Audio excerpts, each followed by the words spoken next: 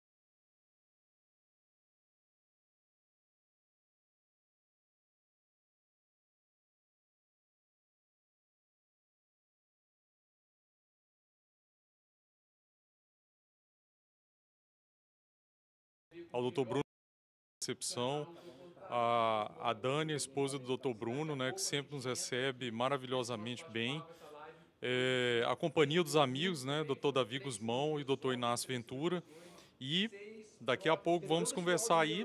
Olha só como é que está o áudio aí, dê um feedback pra gente. Como é que o Inácio ouviu aquela hora que estava com áudio? Vocês estão nos escutando? Aí, galera, eu preciso que vocês me ajudem. Vocês têm que entrar ao vivo aí no link que eu mandei para a gente A gente está em dúvida aí se o áudio está ao vivo ou não. Mandem no chat aí, por favor. Vai falando, João. Vai falando. Ó, quem puder mandar aí. Tá, o áudio tá ok. Beleza. Ok. Não, tá vendo. Tá legal, tá com som.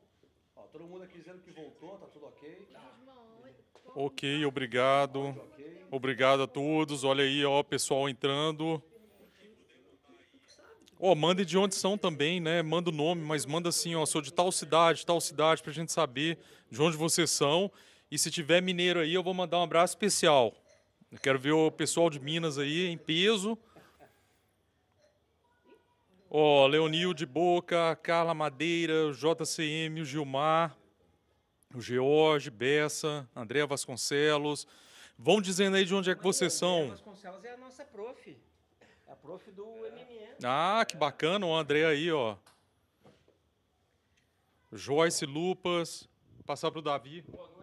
Pessoal, muito boa noite. Em breve já vamos começar aqui. Estamos já vendo as perguntas de vocês, tá? Para a gente poder responder.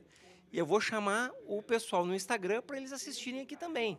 Então me ajudem aí, mandem essas mensagens para alguns amigos que vocês saibam que pode precisar. Mandem pelo Facebook, mandem pelo WhatsApp. Clica lá em cima no YouTube, compartilhar.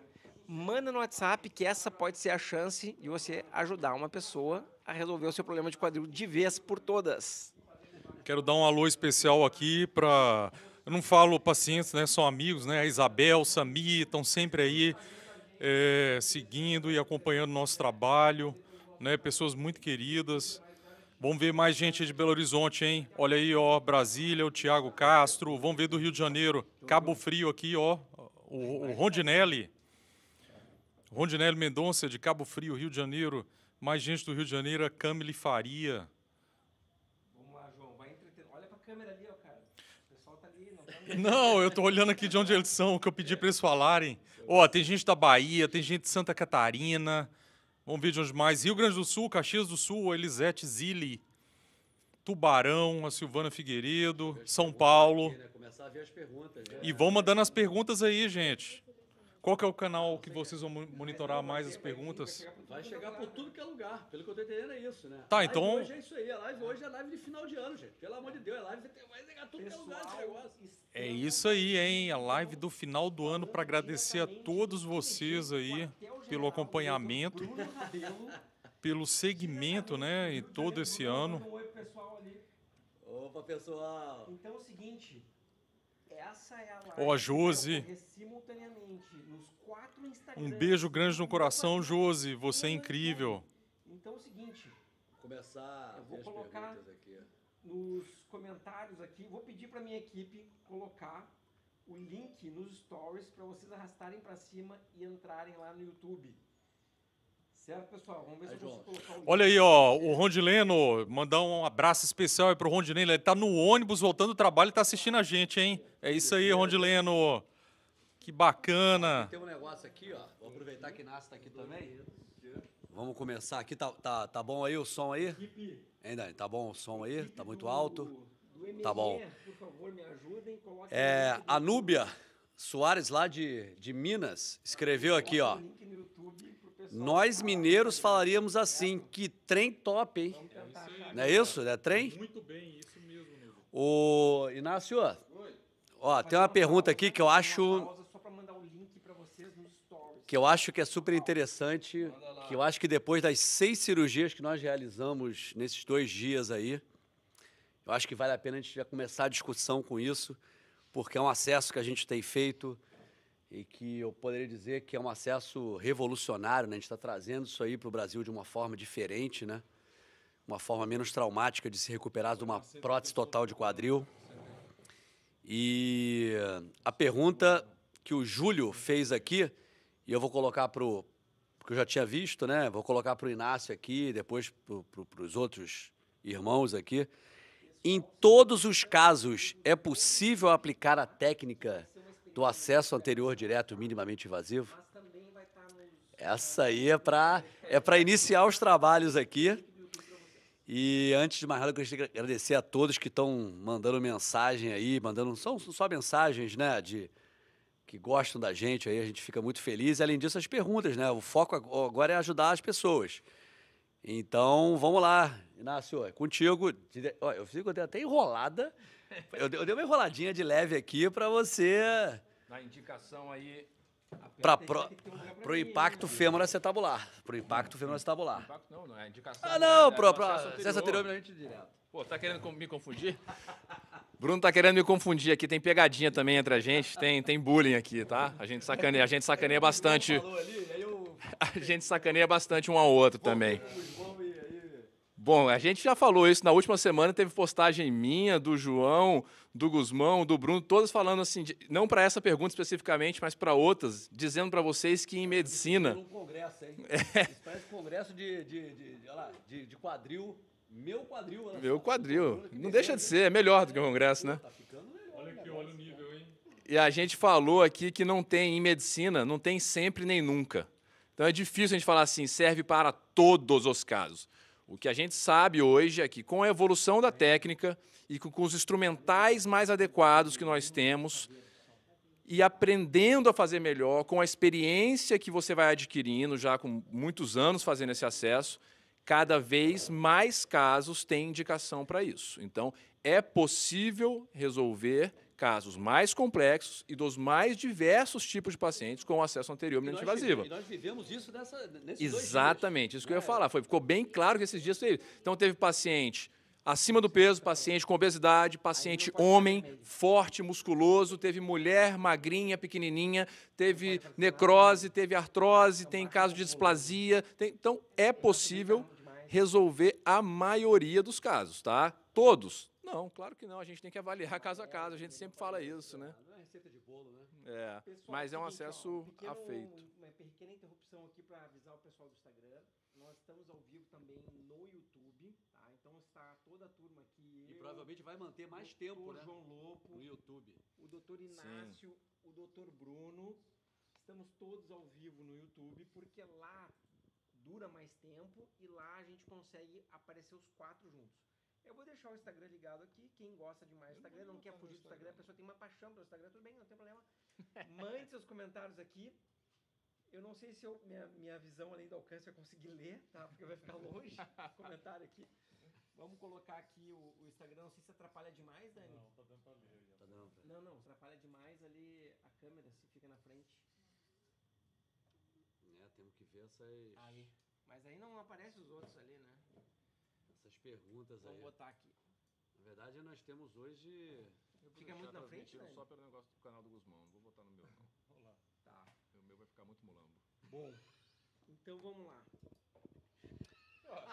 Aqui, ó. A Dani pode nos lançar, Dani, algumas perguntas que o pessoal mandou aí no YouTube. Pode botar na tela e nos ler a pergunta. Porque daí a gente já podia deixar aqui pra gente ler as perguntas também. Irmão, só antes da Daniela botar isso aí, da Dani botar isso aí, é o seguinte, você fez um vídeo que foi muito legal sobre um grande avanço, inclusive uma aula que você vai dar no congresso que a gente está divulgando aí, do Sports Medicine, que vai ser agora em janeiro, sobre membrana, sobre avanço do tratamento das lesões de cartilagem. Gostou disso aqui, né? Viu? Agora gostou. Ficou bacana. Na artroscopia de quadril, as lesões de cartilagem, que antes eram tratadas apenas com microfratura e um pouco de prece. E hoje nós temos a... Cortou o áudio. Cortou o áudio? Desligou alguma coisa ali, Dani? Desligou o quê? Peraí, eu já vou fazer a pergunta novamente aqui. O Guzmão vai ter que resolver um Problema técnico. problema técnico. Vai, fala aí, Bruno. Oi, tá ouvindo? Tá. A única coisa que não pode é aparecer vermelho. Dá um grito mais alto, Bruno. Sem áudio. Alô! Sem áudio. O que eu fiz? Não sei, tá Não, sem áudio. tá bem? Mas acho que vão conseguir ouvir, tô. É que assim, eu preciso que alguém sempre deixe ligado o YouTube. Tá rodando ligado. ali. YouTube Não tá tá ligado. ligado, porque eu tô vendo claramente que não tá ligado. Não, aqui o pessoal tá falando sem áudio lá. Não interessa, tu tá vendo passado. Eu já fiz o alô aí, ó. Aqui, ó. O alô apareceu. Quem vive de passado é Tá com áudio. museu. Tá com áudio. Vai lá, Bruno. Qual é a pergunta? João, você tentou me tirar do foco da pergunta, mas eu voltei. Entendeu? Então vamos lá. Guzmão, então a pergunta que me fizeram aqui sobre membrana, inclusive vai ser a aula que você vai dar no congresso. Viu? Tá até pegando o museu aqui. É o seguinte. A membrana sintética pode vir a substituir a prótese de quadril em casos do impacto femoroacetabular? Qual a melhor forma de utilizá-la? Perfeito, Brunão. Olha só, é muita tecnologia aqui na casa do Dr. Bruno Rabelo. Então é o seguinte, né? Quando eu falei a primeira vez sobre a membrana, inclusive conversando com um colega, e o pessoal não deu muita bola por alguma razão. Aí eu falei uma segunda vez sobre a membrana e o pessoal surtou, tá? Então é o seguinte, a membrana de colágeno, ela tem um limite da sua indicação e o limite da quantidade de falta de cartilagem que a gente pode utilizar. Então esse limite no trabalho do André Fontana, ele chegou a utilizar em casos de artrose grau 4 de Tones e chegou a utilizar em lesões de até 8 centímetros quadrados, que é uma lesão muito grande. Tá? Então, assim, infelizmente a membrana ela serve para tapar. Se já tiver, eu acho que alguém de vocês provavelmente aconteceu de estar andando na rua e tem um buraco no asfalto e aquela roda do carro cai naquele buraco do asfalto, né? Então a membrana ela tapa um buraco. Se não tiver asfalto no lugar, não adianta colocar a membrana, ela só tapa um buraco, ela faz um remendo. O que significa isso? Se a pessoa tem uma indicação de prótese do quadril, tem uma alta probabilidade da membrana já não ser uma indicação para a pessoa. uma alta probabilidade. Porque, às vezes, o pessoal indica prótese quadril até precocemente e não é o caso, né? Aquele caso que eu mandei recentemente para vocês do cisto regredindo, com 5 anos de evolução, então, assim, tu vê que tem um caso que já recebeu indicação de prótese quadril e a membrana conseguiu segurar até o momento, já estamos contando 5 anos e contando, né?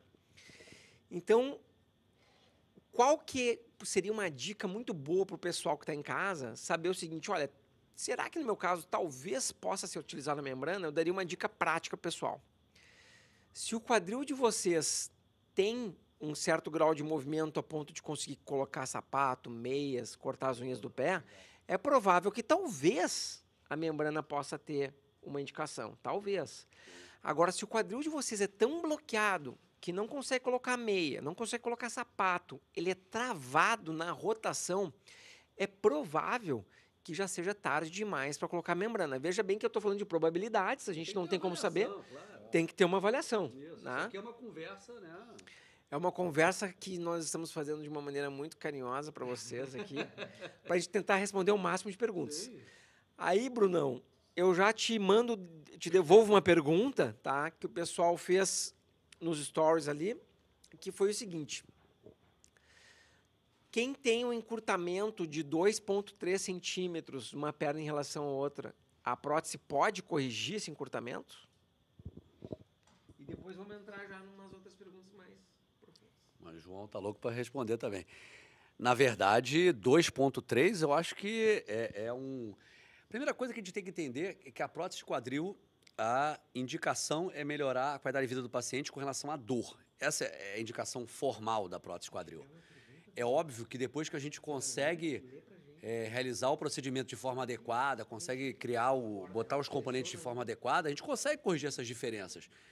Sempre lembrando que isso não é o nosso foco primário de ação, de corrigir essa diferença. Mas é totalmente possível, existem técnicas hoje em dia para a gente corrigir, inclusive dismetrias até maiores, né? Pacientes com displasia mesmo, aquela displasia que a gente chama de CROI 4, luxado lá em cima, a gente consegue com técnicas específicas que a gente até mostrou numa live de casos complexos que a gente fez na época da pandemia, enfim. Na época da pandemia, não, na época que estávamos todos enclausurados em casa. Enfim, a gente pode fazer técnica de encurtamento femoral, enfim.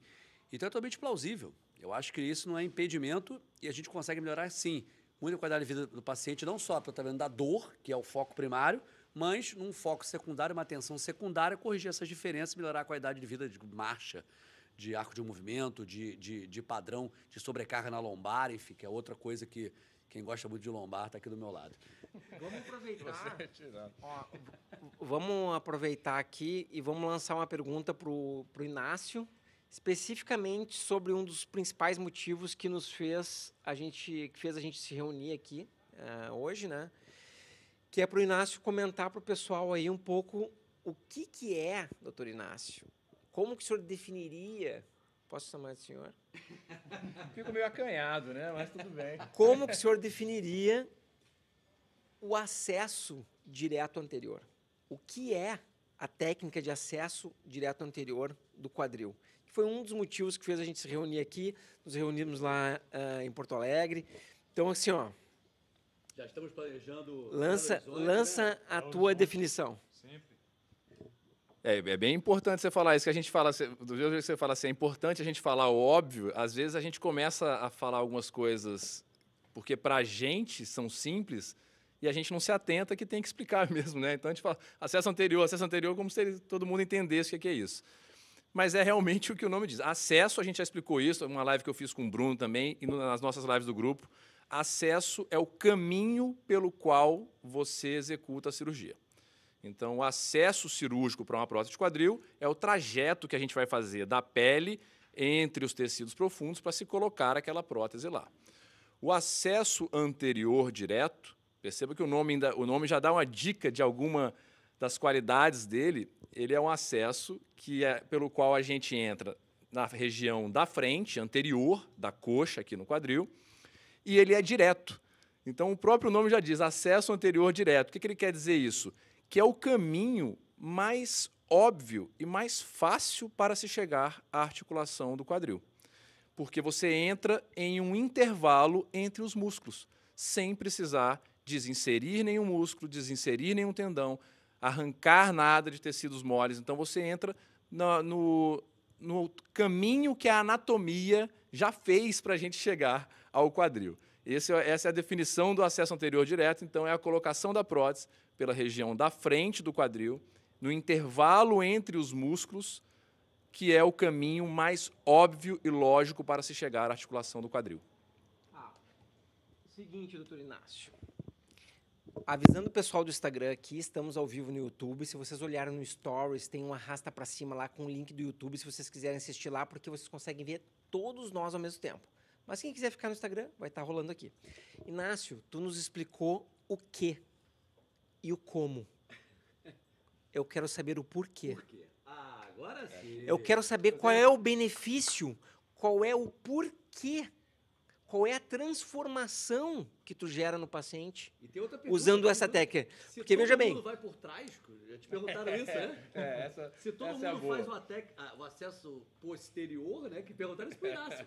Por que vocês querem ir pela frente? Boa pergunta. Então, assim, o Inácio explicou muito bem ali o que, o como, e agora vamos entender um pouquinho o porquê do acesso direto anterior. Qual a causa de se fazer isso, né? Basicamente, primeiro assim, a explicação ainda... Primeiro porque é lógico, é mais fácil. E isso todo mundo que prega isso fala, quando você tem que fazer uma injeção no quadril, uma aplicação de ácido hialurônico, como a gente faz, quando você vai examinar a articulação do quadril com ultrassom, você não vai nem furar nada. Onde você olha? Pela frente. Pela frente. É o trajeto mais fácil e mais direto ao quadril. Por que fazer isso? Por que inovar? Por que não continuar fazendo o que a gente fazia ao longo da nossa vida inteira? Porque sempre tem algo a mais para ser oferecido para os pacientes. E no caso do acesso anterior, essa vantagem, são muitas vantagens, mas está diretamente relacionada ao fato dela ser menos invasiva e ser o acesso menos invasivo que se existe para se colocar uma prótese. Pelo que eu comentei aqui, você não desinsere e não corta nenhum músculo. Você preserva todos os tecidos moles íntegros. Isso garante maior segurança, menor sangramento, recuperação mais rápida, todas as vantagens de um acesso minimamente invasivo. Então, o paciente tem menos dor, mais conforto, usa menos medicação, está de pé mais rápido, está satisfeito mais rápido, e ainda tem algumas outras vantagens, que aí já são evoluções da técnica, que é quando a gente está falando da parte superficial do acesso, que aí é o acesso anterior, que a gente coloca, às vezes, na prega do biquíni. Ou seja, mais uma vez, você está tentando replicar o que a natureza já fez. Quando você dobra o quadril, você vê a linha que o nosso corpo traça. Toda vez que a gente faz um corte na pele, seguindo essa linha, a sua cicatriz ficará mais natural, ficará mais estreita, ficará mais bonita. É só uma coisa estética? Primeiro que estética eu não acho que é só. Isso tem que ser valorizado. Tem que ser valorizado. Depois que é uma questão funcional. Se a minha pele cicatriza melhor, eu estou falando de menor chance de complicação de pele, dessa ferida abrir, de eu ter risco de infecção. Tanto é que a gente comentou hoje daquele trabalho novo, gigantesco, com um número imenso de casos, comparando os mais diversos acessos, e mostrou que o acesso anterior tem um índice menor de infecção, porque a pele sofre menos, se manipula menos e é um acesso minimamente invasivo. E outra coisa que vale a pena comentar, que as pessoas podem achar que a gente está trazendo uma coisa nova, né? Inovação, não sei o quê. A inovação, na verdade, é a forma como está sendo feita com esse novo tipo de incisão. Mas o acesso descrito por Reuter era um acesso que na Europa era muito praticado, até que em determinado momento começou a se fazer um acesso posterior. As grandes empresas fornecedoras de material começaram a focar nisso aí, com esses acessos, né, com material instrumentais para isso, e esse acesso anterior ele foi aos poucos deixado de lado, mas não por nós, né? E aí, na Europa começou a crescer isso aí, principalmente na Alemanha, na Suíça e alguns centros no norte da Itália, começaram a buscar isso aí, na França também, né? começaram a buscar isso aí novamente, porque eles começaram a perceber justamente isso. Por que foi abandonado? Um acesso que era tão bom, que chegava tão diretamente, de forma tão atraumática, para uma prótese de quadril, por que ele foi abandonado? Por que não vamos voltar para isso aí? E aí começou a se retornar com isso aí, mas inicialmente com os instrumentais do acesso posterior. Isso gerava dificuldade. E aos poucos aquilo ali foi acontecendo, eles começaram a perceber que o pós-operatório era diferente, chamaram as empresas e falaram assim, gente, olha só como é que está acontecendo aqui. Por que vocês não investem nisso aqui agora? Ao invés de mudar a prótese, porque a gente pode falar, mas as próteses já têm trabalhos aí, que tem muitas próteses já consolidadas no tempo, né? Vamos pensar em instrumental, vamos mudar isso aí para o instrumental, vamos trazer esse acesso de novo, que tem certeza que vai beneficiar muita gente. E começou na Europa, isso já se faz há muito tempo, e de repente os Estados Unidos também começou a pegar isso aí. Hoje, a gente estava conversando até com o Matthew, né? Numa live que a gente fez sobre ácido hialurônico, se não me engano, mais de 40% lá já são de acesso anterior, quer dizer, só crescendo. Ele falou, o que mais cresce aqui nos Estados Unidos é o acesso anterior direto.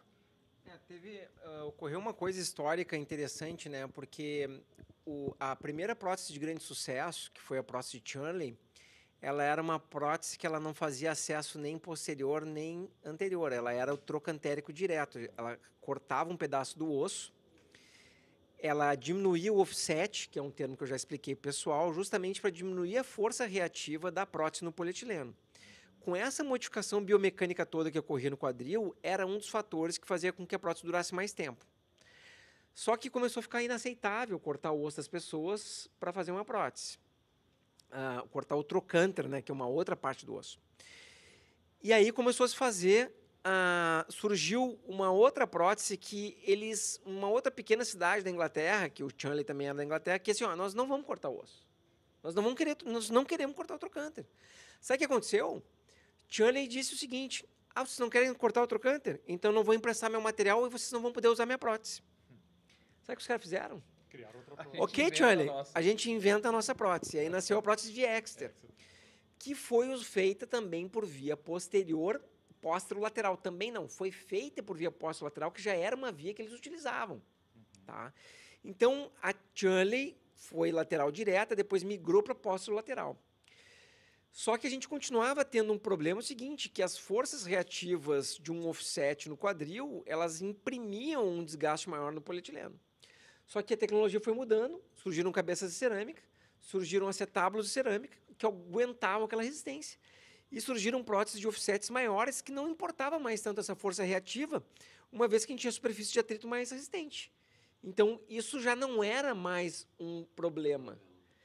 Só que toda a indústria da área médica, como o Bruno falou, estava montada e preparada para a via de acesso posterolateral.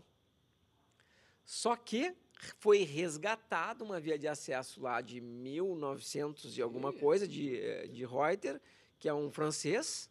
Aliás, a pronúncia nem deve ser Reuter, é Reuter. Reuter, com H. E aí teve uma renascença, né? A história se repete, frequentemente na área médica, a história que se repete. E por que está demorando essa troca de vários cirurgiões? Porque a indústria tem que se adaptar fazendo os instrumentais amigáveis à musculatura para não machucar a musculatura durante o ato cirúrgico e facilitar para o cirurgião também implantar a prótese da melhor maneira possível, mais seguro possível. O doutor João queria falar uma coisa aqui que eu interrompi na hora, João. Vai lá. Só corroborando tudo que foi dito, né? Mas um axioma, né? Que é conhecido por todos. O quê? Um axioma.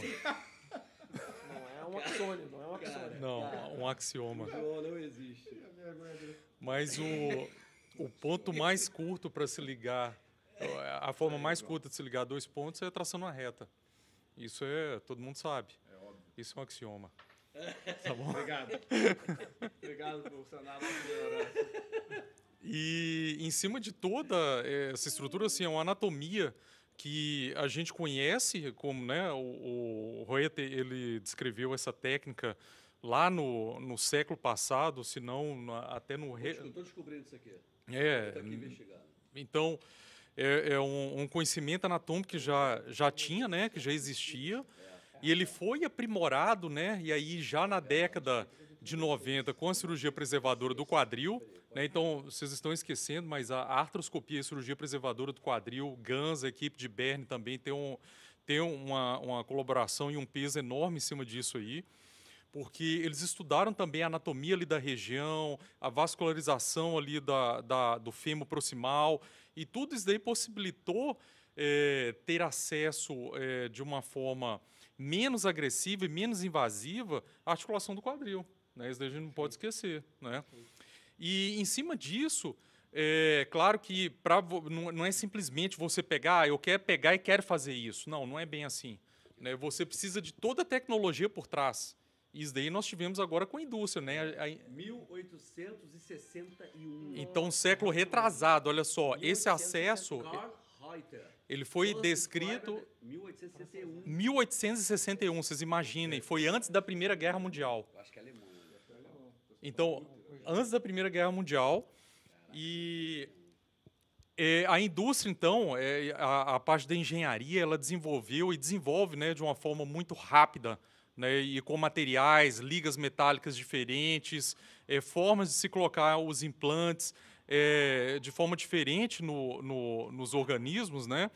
E aí vem a tecnologia para como que eu vou fazer isso. Então, os instrumentais cirúrgicos, não é simplesmente, eu quero e vou fazer. Não, não é bem assim, não. Senão você faria em qualquer lugar. E a gente sabe que não é. Vamos aproveitar e pedir para a nossa produção se tem alguma pergunta que o pessoal está enviando para o YouTube, a nossa produção aqui está cuidando. Se vocês conseguissem enxergar a nossa produção, vocês ficariam impressionados. Quase que é um braço televisivo que temos aqui. Tem uma pergunta. Na versão casa. Tem uma pergunta de um ouvinte. O nosso Projac. A Dani, não, a gente tem que dar prioridade para a Dani ali. então tá, Dani. Que já está na tela a nossa pergunta. O que é? Lê para nós. Sou de Teresina, Piauí. Fiz cirurgia em agosto de 2020. Retirei a prótese porque estava infectada. Nossa. Colocaram um espaçador. Estou fazendo exames de 2 em 2 meses. HEG, VHS, PCR. Só não estou fazendo físio. Tá, a pergunta vocês estão lendo na tela aí. E qual é a pergunta? A pergunta é essa. Deve ser. Ela fez só uma afirmação. É. Tá, então podemos pular para a próxima. A gente precisa de perguntas. Tá? Se ela quiser complementar Então, assim, com uma pessoal, pergunta, a gente vai- desculpa, assim, ter que dizer isso, mas a gente precisa que termine num ponto de interrogação, para a gente saber o que a pessoa quer saber. Né? Só o relato, a gente entendeu o relato, mas a gente precisa saber qual é a dúvida que a pessoa tem. Como que a gente pode ajudar? Como é que a gente pode ajudar? Como que a gente pode ajudar respondendo aqui, né? A gente precisa de uma... Tem que acabar com um ponto de interrogação. A gente viu a história na cabeça aqui, mas não sabe o que a gente... A gente estava louco para falar alguma coisa, mas aí não veio naquele fechamento ali.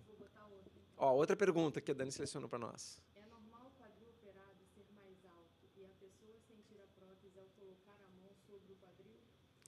Ó, bom, eu não precisa repetir porque vocês estão lendo aqui, né? Então, assim, quando a pessoa põe a mão no quadril, ela não consegue sentir a prótese. O que muitas vezes a pessoa pode se referir e achar que é a prótese, que eu tenho certeza que acontece com vocês também, a pessoa põe a mão sobre o grande trocânter e ela acha que está colocando a mão na cabeça do fêmur. Né? Então, se vocês, para quem é bem magrinho, e acredito que seja o caso de quem perguntou, que normalmente é assim que acontece, para quem é magro, deita no chão. O que vai acontecer? Vai encostar o ombro no chão e vai encostar uma outra parte do quadril, que é o trocânter, que é a parte mais larga. Então, encosta o ombro e o trocânter. Aquela parte ali é uma proeminência do osso do fêmur que se chama trocânter. Aquilo ali não é a cabeça do fêmur. Então, não sente a prótese encostando com a mão. Tá? Claro que podem acontecer catástrofes que seria muito a exceção. Mas não é. Né? Porque tem uns casos que a gente vê... Aí seria uma catástrofe. E aí, complementando aqui, eu vou deixar para o Bruno responder, que a pessoa sente a perna mais alta, mais comprida. O quadril está mais alto. Mas será que foi? Vamos falar das duas coisas, eu acho, então. O Bruno fala dessa questão, porque pelo que eu compreendi da pergunta, eu acho que ela se referiu a ficar mais saltado o trocânter. Mais saliente, talvez como se o culote tivesse aumentado. E aí é interessante isso, porque entra no que o Guzmão comentou antes, que é a questão do offset. É isso que eu queria chegar. O offset é esse aumento, essa lateralização da distância do fêmur, da coxa, para o quadril, para o centro da cabeça do fêmur, tá? E o que garante? Porque ela falou assim, porque é normal o da prótese ficar mais alto do que o outro. Quando a gente vai fazer a prótese, a nossa intenção e todos os nossos esforços é para que as duas pernas fiquem idênticas em relação ao comprimento, em relação à lateralização, em relação à tensão muscular, em relação a tudo. E do que depende isso?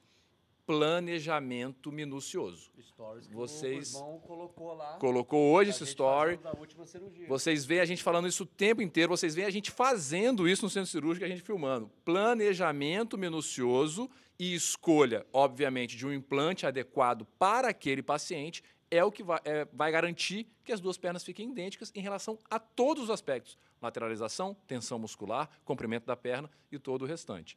Aí, se o Bruno quiser falar um pouco dessa questão de diferença de comprimento, Não, o João pode falar. Eu só queria. Só um comentáriozinho. Eu acho que o João pode responder aquela de 2.3. Mas a única coisa que eu posso te orientar é o seguinte: antes, a gente está conversando aqui, obviamente, sobre hipóteses plausíveis dentro de um contexto, tá? É muito importante que você retorne ao colega que realizou o procedimento para que ele faça uma avaliação, principalmente uma avaliação de radiografia e te examinar, um exame clínico, tá? Por que isso? Eu vou contar a historinha. Por que isso? Eu estava no consultório há um tempo, umas 2, 3 semanas, enfim. Eu atendi um paciente que ele está sendo... Eu até botei lá no Stories lá. Ele estava sendo tratado há 1 ano. 1 ano com tendinite do quadril. Por quê? Porque ele sentia a região lateral do quadril proeminente. É um paciente de sexo masculino, que não é muito comum, tá? E ele sentia dor ali quando palpava e deram um diagnóstico para ele de bursite e tendinite no glúteo. Só isso, porque palpava ali. Em resumo, esse paciente está com o quadril luxado há 1 ano. pelo amor de E o que aconteceu de positivo ali, porque que não tem tanta dor? Porque quando o quadril luxou, a cabeça do fêmur ela foi para cima do acetábulo, que o colega botou muito para dentro, e ela encaixou no teto do acetábulo, na bacia, e ficou travada ali. Então não tinha movimento, e biomecanicamente isso começou a sobrecarregar a região lateral, e dor lateral, tendinite. 1 ano. O que eu quero dizer é o seguinte: existem coisas mais simples, como nós conversamos, e existem coisas mais complexas. Então, volte no colega, para o colega fazer uma avaliação. O que nós conversamos aqui são hipóteses mais básicas. frequentes. Pegamos uma pergunta do YouTube e o João, tinha uma pergunta aí que o pessoal tinha feito? Exato. É dentro do tema que a gente está conversando mesmo, e eu procurei aqui a pergunta, não encontrei, foi o nome da pessoa, mas ela diz o seguinte: existe diferença ou há algum risco se demorar em fazer uma cirurgia de uma prótese quadril, por exemplo? Ela não especifica o problema. E aí a gente vai entrar no tema que é o seguinte: existem várias causas aí para se indicar uma cirurgia de prótese quadril. Então, pode ser por uma artrose, que é um desgaste do quadril, ele pode ser por uma falha na anatomia ali do quadril, do desenvolvimento dele, pode ser por uma displasia de quadril, pode ser por uma necrose. O mais importante de tudo, em relação à dificuldade em se fazer a cirurgia da prótese de quadril, é qual que é o grau de deformidade desse quadril. Então, não é bem o tempo, mas em que estágio que ele está de deformidade, de colapso da cabeça, de encurtamento, que foi o que o Bruno respondeu na primeira pergunta, né, que fizeram se tivesse um fêmur cortado de 2,3 centímetros. Então, isso que são fatores dificultadores aí em relação ao tempo para se fazer a prótese. Um outro ponto muito importante é que, quanto mais tempo passa e mais neutralizada está aquela articulação, mais a pessoa perde em termos de musculatura, em termos de habilidade para se locomover, a habilidade para se desenvolver durante o dia. E isso tudo a gente sabe que o desuso daquela musculatura vai levar a atrofias. Qualidade de vida também, né, João? Qualidade de vida. E depois, para se recuperar isso, dá um trabalho grande, né? Quando a pessoa ela ganha uma prótese quadril, ela primeiro fica sem dor, e segundo, ela aprende o que é ter uma articulação sem dor e o que é ter uma articulação normal. João, já que você está com o microfone, eu vou fazer uma pergunta para você que o Inácio estava conversando hoje. Tão simples aqui. Você, quando levanta de manhã para sair para trabalhar ou sair para fazer qualquer outra coisa, você sabe que você tem quadril? Você lembra? Você lembra que você do tem seu quadril? Você pensa nele em algum momento Então, do meu seu amigo, dia? se você está lembrando ou pensando ou sentiu o teu quadril mais do que isso, tem algo errado, né? E se aquilo está fazendo você tomar medicamento, se você não consegue fazer suas coisas, não consegue fazer atividade física, não consegue ter prazer em fazer suas coisas na vida, pô, você não está ganhando nada de jogar isso para frente, está perdendo tempo. Porque a vida é isso aqui, cara. A vida é isso aqui. É isso que acho que a pandemia ela deu uma certa mudança de como encarar a vida diferente para muitas pessoas, né? Muitas pessoas. Eu vejo que teve 2 tipos de pessoas nessa pandemia, né? Uma pessoa que ficou com muito medo e outra pessoa que pensou assim: é agora, é a minha chance de viver a vida, é agora, vamos agarrar a vida com como a gente diz lá no sul, vamos agarrar essa égua pelos cabelos, né? Pela crina e vamos aproveitar a vida, né? Então, assim, muitas pessoas... Não, tem um exemplo. Eu reparei que tu quer falar. Muitos pacientes disseram assim, ó, doutor, eu não quero mais saber se eu vou morrer, se eu não vou morrer, eu não consigo aproveitar a vida, tá me doendo demais, eu não aguento mais, eu quero conseguir poder aproveitar minha vida de forma plena. Então, teve pessoas que assumiram essa maneira de encarar, né? João, nos explica aí o que tu queria falar para nós. É um caso que aconteceu agora na pandemia. Então, um paciente já de 86 anos de idade, e ele se privou de muitas coisas ao longo da vida, por conta de um desgaste no quadril, e aí já começou a deixar de acompanhar a família, e aí depois começou a pandemia, ele ficou acamado, ficou em casa, parou de andar, porque aí foi perdendo musculatura, não podia sair, e foi deteriorando cada vez mais. Só que a cabeça dele não é a cabeça de 85 anos de idade, é uma cabeça de jovem. É uma pessoa que faz conta de matemática, que tem um raciocínio extremamente avançado, sabe falar várias línguas, quer viajar pelo mundo, quer fazer outras coisas. E aí ele simplesmente virou para a família e falou, eu vou operar agora, eu não quero saber. Isso foi no meio da pandemia. E ele me procurou e já decidido, e com os filhos e tudo. Doutor, eu não quero saber, eu não quero opinião de ninguém. Eu vou operar e não quero saber. Esse momento é agora, porque eu estou vendo que eu estou com 85 anos, eu estou acabando com a minha vida cada vez mais rápido, eu estou ficando na cama e não estou aguentando isso mais. E estou vendo que eu tenho saúde para durar mais tempo. Eu acho que levanta uma questão bem importante aí, João, que eu tenho chamado a atenção bastante dos pacientes, eu quero a opinião de vocês também. O que a gente nota na área médica, assim, né? Obviamente que a saúde, ela não é representada por um número na carteira de identidade, né? Obviamente. Mas o que eu noto é o seguinte, que após 70 anos de idade, começa a aumentar muito a chance de surgir alguma comorbidade que talvez aumente o risco de forma desnecessária da cirurgia ou que, eventualmente, possa ser uma contraindicação. Sim. Tenho certeza que todos nós temos pacientes que tratam no consultório que tem contraindicação e a gente vai tratando com ácido hialurônico para ele ter qualidade de vida, né? Ele tem contraindicação de fazer cirurgia de prótese, por exemplo. E, na minha experiência, todos os pacientes se arrependem de não terem feito a cirurgia antes. E aí, o que eu comecei a passar a uma posição? Assim, ó, quando o paciente está chegando em 70, eu já digo o seguinte, olha, não adia mais. Não adia mais porque tu vai te arrepender. Porque todo mundo que ficou adiando, definitivamente, me diz, eu me arrependi. E eu quero a opinião de vocês aí, como é que vocês comunicam essa questão do paciente? Se vocês têm alguma idade limite ou qual é a forma de estímulo que vocês dão aí para o paciente em relação a isso? Eu quero falar sobre isso aí, e é outra coisa aí em cima do que eu tinha falado, né? Mas as pessoas, elas se privam muito pensando em tempo de sobrevida também dos implantes. Boa! Agora você entrou. É isso que eu ia falar. Eu tava esperando você falar isso, cara. Palma pro João. Caramba, pô, o João tá agora sim. Não, e... O gigante acordou. Não, gigante, toca. Agora é um temor do paciente. Poxa, mas chegou a hora de colocar a prótese. Essa prótese ela vai durar o tempo suficiente que eu preciso, né? E aí nós temos cenários, né, que são extremos. Nós temos pessoas jovens que têm uma articulação que já não funciona por problemas até de infância, e temos também pacientes idosos que passaram a vida toda protelando e chegaram num limite que eles não suportam mais. E aí pode chegar numa situação como essa que o Davi falou, que tenha algum problema de saúde, ou desenvolve algum fator de saúde, que vai ser pode desencorajar fazer a cirurgia.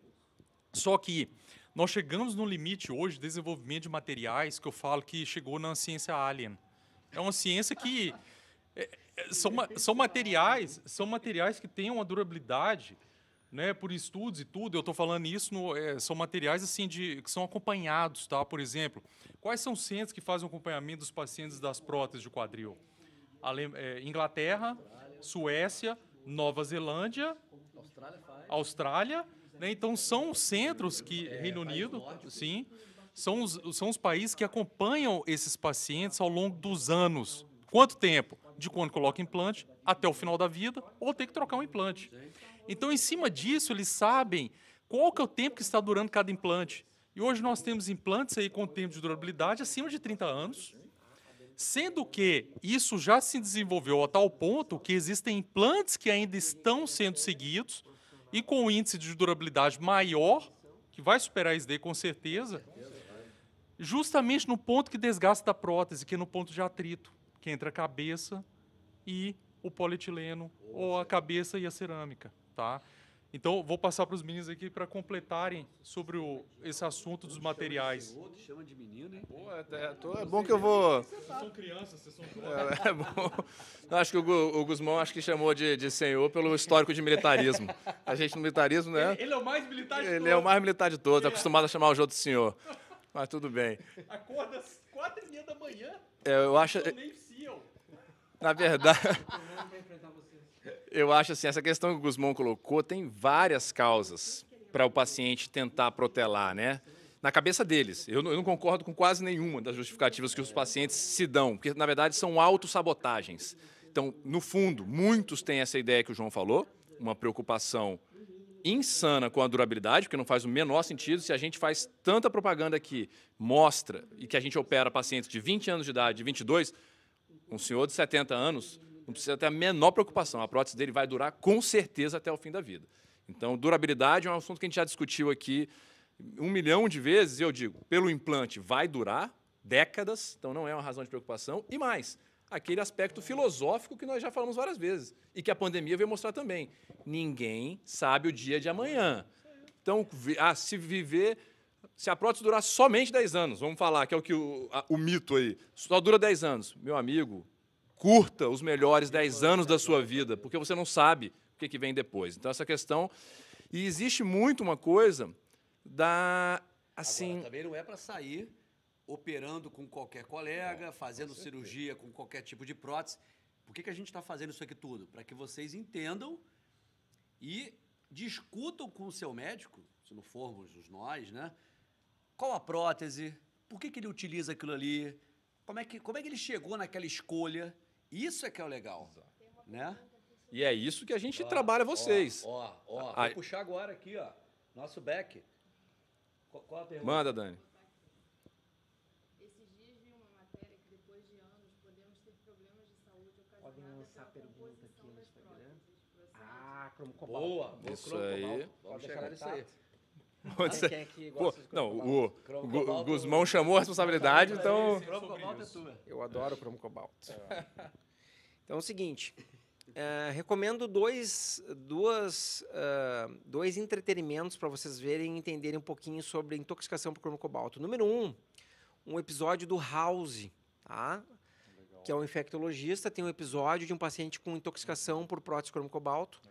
Número 2, um filme da Netflix que chama-se Operação Enganosa, Esse aí é o... que mostra a intoxicação por cromo cobalto, tá? Agora aqui eu quero fazer um alerta. Eu não assisti o episódio do House, porque eu tentei achar e não consegui achar ele, mas o do Netflix eu assisti. Então, assim, ó, no Netflix, ele trata de uma prótese que foi uma catástrofe no planeta Terra, que se chama ASR, ponto, né? Não vou falar da empresa, tá? Chama-se ASR. Então, assim, ó, foi um processo global, mundial. Qual era a característica dessa prótese? Ela tinha uma cabeça de grande diâmetro, ela tinha uma haste normal, cabeça de grande diâmetro, e um acetábulo também de grande diâmetro, e a cabeça e o acetábulo eram de cromo cobalto. O que acontecia, que se viu ali nesse documentário? Os níveis de cromo cobalto no sangue do paciente iam aumentando progressivamente e começavam a causar uma doença neurológica parecida com Alzheimer. E aquele colega era médico. Né? E o colega que teve a intoxicação e foi o tema do filme era médico ortopedista. Isso. E ele era engenheiro também. E ele pensou o seguinte, ó, para vocês verem como tem certas coisas na vida, na medicina, que são contraintuitivas, né? Então, assim, tu pode ter uma teoria excelente. Agora, se os fatos refutarem a tua teoria, tu tem que mudar para uma outra, tá? Então, a teoria pode ser linda, até que ela encontra a realidade que mostra outra coisa. Então, qual que era a teoria? Não, vamos fazer uma prótese com cabeça de metal e o acetábulo de metal, que um metal de alta dureza, uma liga metálica de cromo cobalto, alta dureza, vai resistir muito tempo, não vai gastar. Perfeito, a teoria é ótima, no simulador funciona, que é uma beleza. No simulador comprovou isso. Ela gasta muito menos. Só que o simulador não é uma pessoa. Tá? O que aconteceu? várias pessoas com intoxicação de cromo-cobalto, surgimento de pseudotumores. E essa intoxicação, muitas vezes, ela demorou para ser percebida porque ela parece os sintomas de Alzheimer. Então, foi bem o que mostrou nesse caso. E esse médico que teve a intoxicação, teve que trocar a prótese depois, ele começou a investigar vários outros pacientes que começaram a ter sintomas que eram imputados como doenças da velhice, problemas de memória, demência, Alzheimer, que, na verdade, eles faziam teste sanguíneo, viam que tinha alta dose de cromo-cobalto, faziam ressonância no cérebro e o tipo de intoxicação seguia um padrão, especificamente. Então, o que significa isso? Que é uma coisa que a gente deva ficar alerta. Felizmente, existem várias próteses que não são de cromo-cobalto, e a chance de intoxicação numa prótese que contenha cromo-cobalto, mas não seja de cabeça de grande diâmetro, ela é pequena. Ela não é ausente, mas ela já é bem pequena. E eu já quis falar sobre isso aí, porque a prótese de Exner não tem cromo-cobalto. Sim.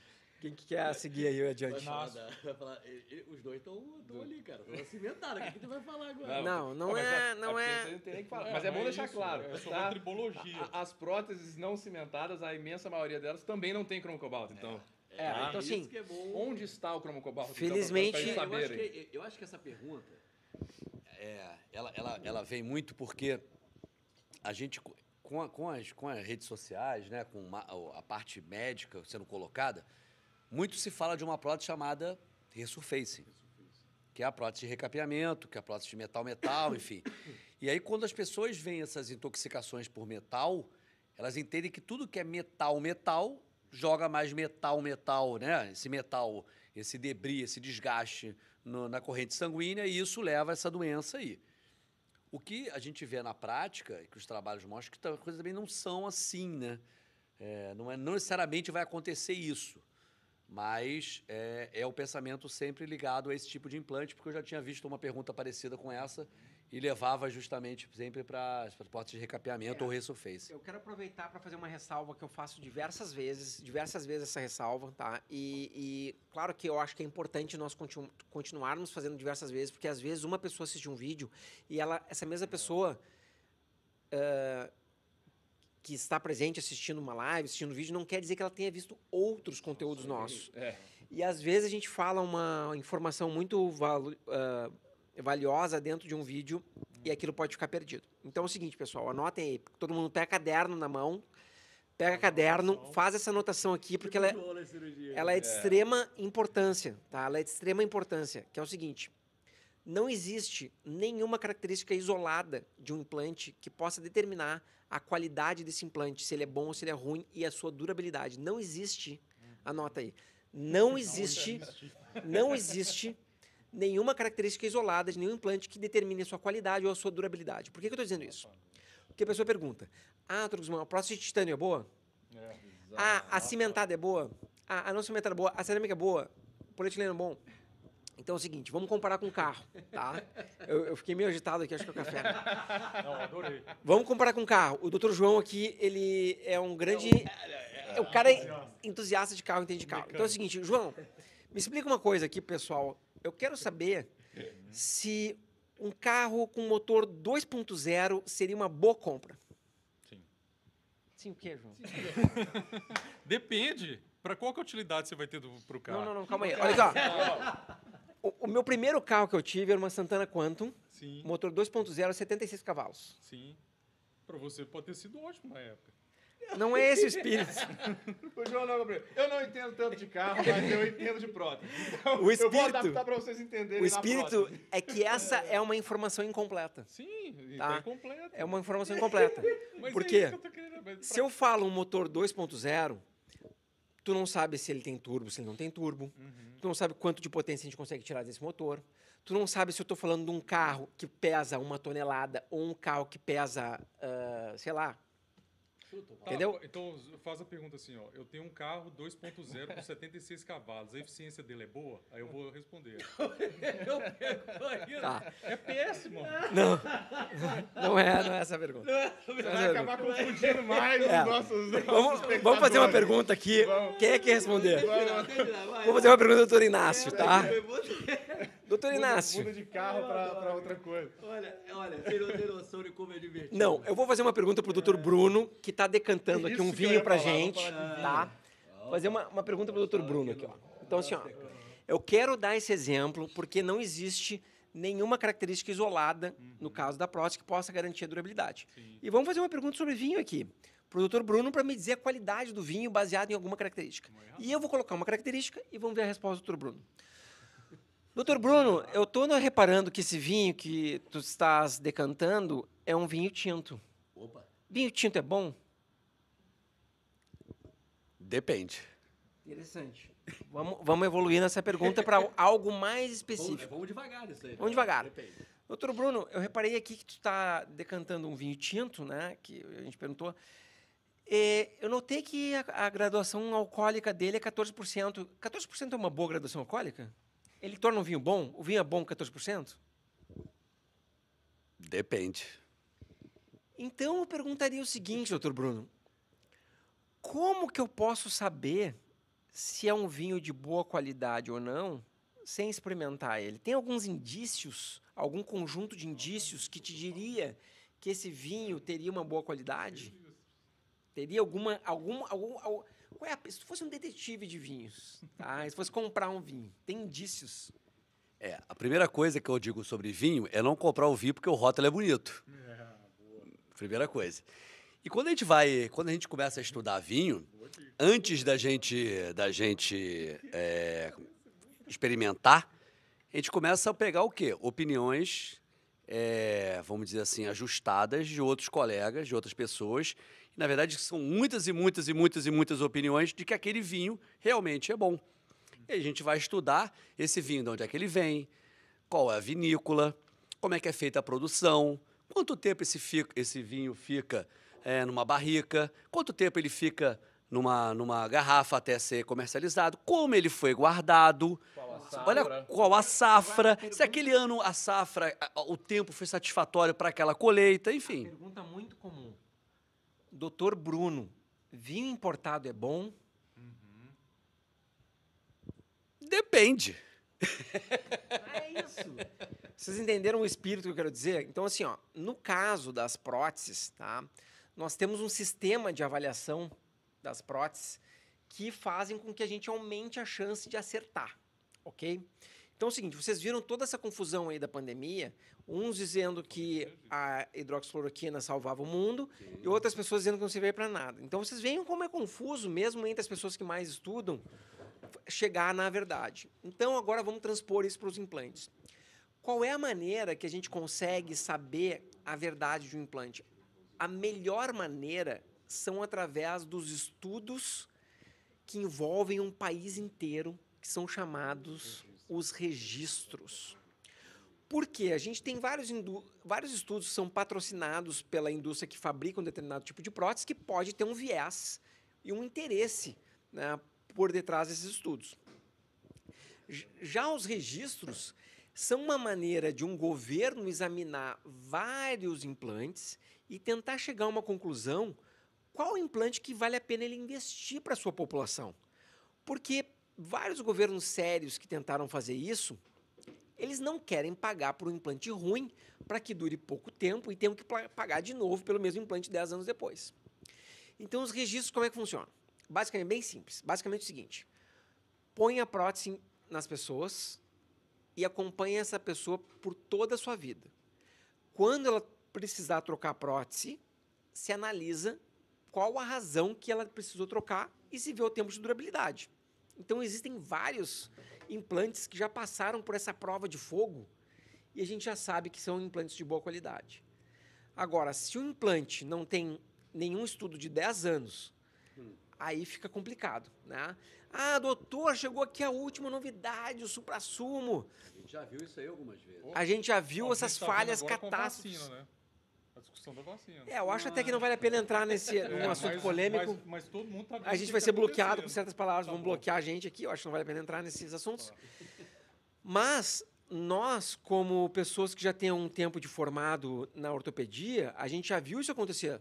Doutor Bruno, chegou aqui um implante da hora, olha só, ele é polido, ele é bonitinho, ele é colorido. preserva osso, sempre, todos os implantes novos eles falam preserva osso. Você sempre tem essa palavra. Há 20 anos que eu ouço essa palavra, preserva osso. Uma prótese. Né? Sempre esse argumento. E aí, chega os estudos de 5 anos. Deu uma desanimada. Né? Deu lá 2% de falha em 5 anos. Isso é horrível. Aí veio 10 anos, 7% de falha. Vai por lixo esse implante. Então, assim, na minha opinião, utilizar um implante que não tenha 10 anos de uso, eu acho muito arriscado. Né? Por causa disso aí. A gente quer um implante que dure a vida toda. Não, isso aí, essa tua explicação foi, eu acho que mais simples do que isso aí para entender a escolha de um implante, impossível. E uma outra coisa, para quem vai ver esse documentário que o Gusmão colocou sobre da intoxicação, enfim, tem uma parte que é muito interessante, que me marcou muito, porque eu recentemente peguei um fornecedor que veio com uma prótese, enfim, e ele falou uma coisa que me marcou, que ele falou assim, essa prótese, ela foi liberada pelo FDA. Olha, guardem isso. Como disse o Gusmão, escrevam, anotem isso. O Bruno falou que a prótese foi liberada pelo FDA. Vejam o documentário, vocês vão entender como é feita a liberação dessa prótese no FDA. E aí vocês vão entender que isso não quer dizer muita coisa. Isso que o Gusmão acabou de explicar, sim. Eu acho que para um cirurgião sério, um colega que tem um comprometimento com o paciente, com o bem-estar, que é o que a gente está conversando aqui, ele vai se ligar justamente nessa avaliação que os governos realizam, governos sérios que realizam para as pessoas. Opa, chegou um... É grilo? É o quê? É grilo! É grilo! É grilo! Dá sorte, né? Dá sorte? Olha, bateu na minha testa aqui, tô sortudo. Mas é isso, eu acho que tem que se basear nisso aí. Agora, doutor, essa prótese aqui ó, é top, estão usando muito lá na Itália. Mas quanto tempo tem? Não quer dizer nada, né? Eu concordo plenamente contigo. Um fator importante, que daí eu quero ouvir a opinião de vocês também, que é o seguinte, né? Na minha opinião, o médico ele tem que ter um compromisso com o paciente. Sim, total. O compromisso do médico é com o paciente e não com o sistema de saúde.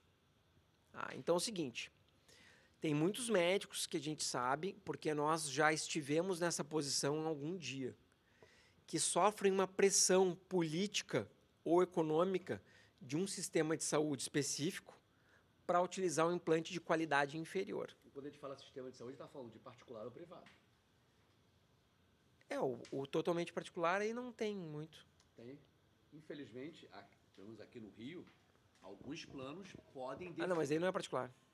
Não, é particular. Ele é particular para o seu honorário, mas o convênio vai pagar. O convênio que vai segurar aquilo ali para o paciente, entendeu? Só tem uma pressão sobre isso. Só voltando um pouco em cima dos registros que o Davi, né? Então, assim, olha só, o planeta do tamanho que é a Terra, mas se vocês tiverem ideia... Não, isso é um absurdo, eu acho. Onde é... Quando ele já começa, ele já dá uma risada ali.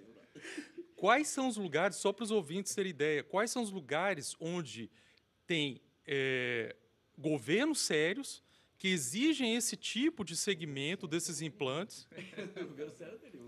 Não, esse tipo de segmento dos implantes, para saber o que está colocando as pessoas e se eles são confiáveis ou não. Suécia, Noruega, Inglaterra e Nova Zelândia. São esses. Austrália é um pouquinho Austrália, menos. Um pouco menos. Tem também, mas olha só, do planeta inteiro, são só esses países. E é só porque é em cima do que o Bruno falou, né? Que ele falou, porque o FDA aprovou. O FDA aprovou não significa nada, cara. Me desculpe, mas não significa nada, porque ele não está seguindo, ele não sabe o que está acontecendo. Oi. Eu vou além até tudo isso é muito verdadeiro, mas na prática, no dia a dia, no face-to-face ali, o paciente, para ele saber assim, tá bom, a dúvida deles é essa, e como é que eu sei que o implante que vai ser usado em mim é uma coisa além que eu acho importante de tudo isso, de ter comprovação na literatura, de ter mostrado que na vida real funciona, que é isso que os registros fazem. Eles testam, avaliam os implantes utilizados na vida real, com o cirurgião bom operando, cirurgião ruim, hospital bom, hospital ruim, ele pega tudo, paciente das mais diversas causas. Então, isso é condição sine qua non. Se ele não chegou, não foi avaliado por isso, não teve sucesso, é o que o Gusmão falou. Já está descartado, ou deveria, pelo menos, tá? E ainda mais, aí eu acho que a maneira de vocês sentirem E vocês podem sentir isso com o médico de vocês, onde for. Eu acho uma coisa importante é o cirurgião dar a cara a tapa. É o skin in the game. Ele tem que se responsabilizar pelo implante que ele põe. Então, a partir do momento que o cirurgião assume essa responsabilidade, e é dele, a responsabilidade da escolha do implante é do cirurgião. Veja bem, quem é paciente meu e da gente aqui sabe que a gente discute muito com o nosso paciente a indicação. Mas a decisão final é minha. Por que eu estou dizendo isso também? Porque se o cara é ético o suficiente, está preocupado realmente, ele vai colocar o implante que ele confia, que já passou por todos esses testes. Tá? Eu vejo muito paciente dizendo, e isso é em qualquer lugar, tá? É no SUS, é no plano de saúde, é no privado, é onde for. Eu vejo paciente falando, não, o meu doutor colocou esse implante aqui que gastou em 7 anos, mas é porque era o que tinha, né, doutor? Porcaria nenhuma. Ninguém é obrigado a operar. Ninguém tem uma arma na cabeça te obrigando a operar. Eu trabalhei no SUS toda a minha vida, larguei ano passado. Me orgulho de nunca ter colocado uma prótese que não preenchesse esses pré-requisitos. Então, pergunte para o seu médico, qual será o implante que será colocado em mim? E por quê, doutor? Queira saber dele. Ele vai te explicar. Se for um desses implantes, ele vai saber te explicar. Está aqui ó, o trabalho. E se você não porque tiver de acordo, não opere. Então, qual é a maneira mais simples de você resolver? Outra coisa, adicional, é isso. Os pacientes se preocupam muito em qual implante, o que vai ser colocado, é cerâmica, é metal, é poli. Essas decisões são decisões técnicas muito específicas que vocês têm que ter conhecimento disso. Vocês têm que saber até para poder questionar o médico de vocês, para poder debater, para poder conversar e entender o que vai ser feito. Mas se a decisão final de todo o tratamento sai do médico, o hospital decente onde você vai ser operado, o implante que vai ser colocado, a técnica que vai ser utilizada, se todas essas decisões dependem do médico, a escolha mais importante que você tem que fazer é escolher o seu médico bem. Se você escolher o seu profissional, se você investiu tempo nessa escolha, parou, estudou, viu o currículo, viu o que os pacientes dele falam, viu os resultados desse médico ao longo da vida, viu a experiência dele, você pode ir tranquilo. Tem até um vídeo do Guzmão sobre isso. Já tem muito tempo esse vídeo, no qual você... Um vídeo que eu acho que você pode até complementar aí, que eu achei aquele vídeo muito interessante. Porque a gente... O legal entre a gente é que a nossa amizade é tão grande que a gente fica feliz quando o cara faz um vídeo legal e guarda ali na cabeça. Entendeu? A gente tem orgulho disso, tá? Então, pensem dessa forma. Até porque o vídeo é para eles, né? Mas ele fez um vídeo, eu falei, cara, que sacada, porque isso é super importante. E o vídeo seu era o seguinte, o que é mais importante para uma prótese quadril? A escolha do cirurgião ou da prótese? Eu me lembro desse vídeo, que você faz várias comparações ali, é mais ou menos isso. É exato. Entendeu? O que é mais importante nisso aí? É porque, na verdade, se você parte do princípio que você pega um cirurgião com essas características que o Inácio colocou, é muito difícil que ele faça uma escolha não compatível com tudo aquilo que o Guzmão acabou de comentar. Mas não custa a pessoa conversar, né? Claro! Não custa conversar com o cirurgião e saber e perguntar por que dessa escolha, né? A gente não está falando para vocês se entregarem cegamente. Assim, ó, pessoal, o corpo é de vocês e a vida só tem uma, tá? Então é o seguinte, o que eu espero é para o paciente que chega até mim e chega a qualquer um dos colegas que estão aqui, que o paciente pergunta, doutor, qual é a prótese que o senhor recomendaria para mim e por quê? Exato. E por quê? Pronto. A gente vai falar de coração aberto, a gente vai ficar feliz que a pessoa quer saber sobre sua saúde, né?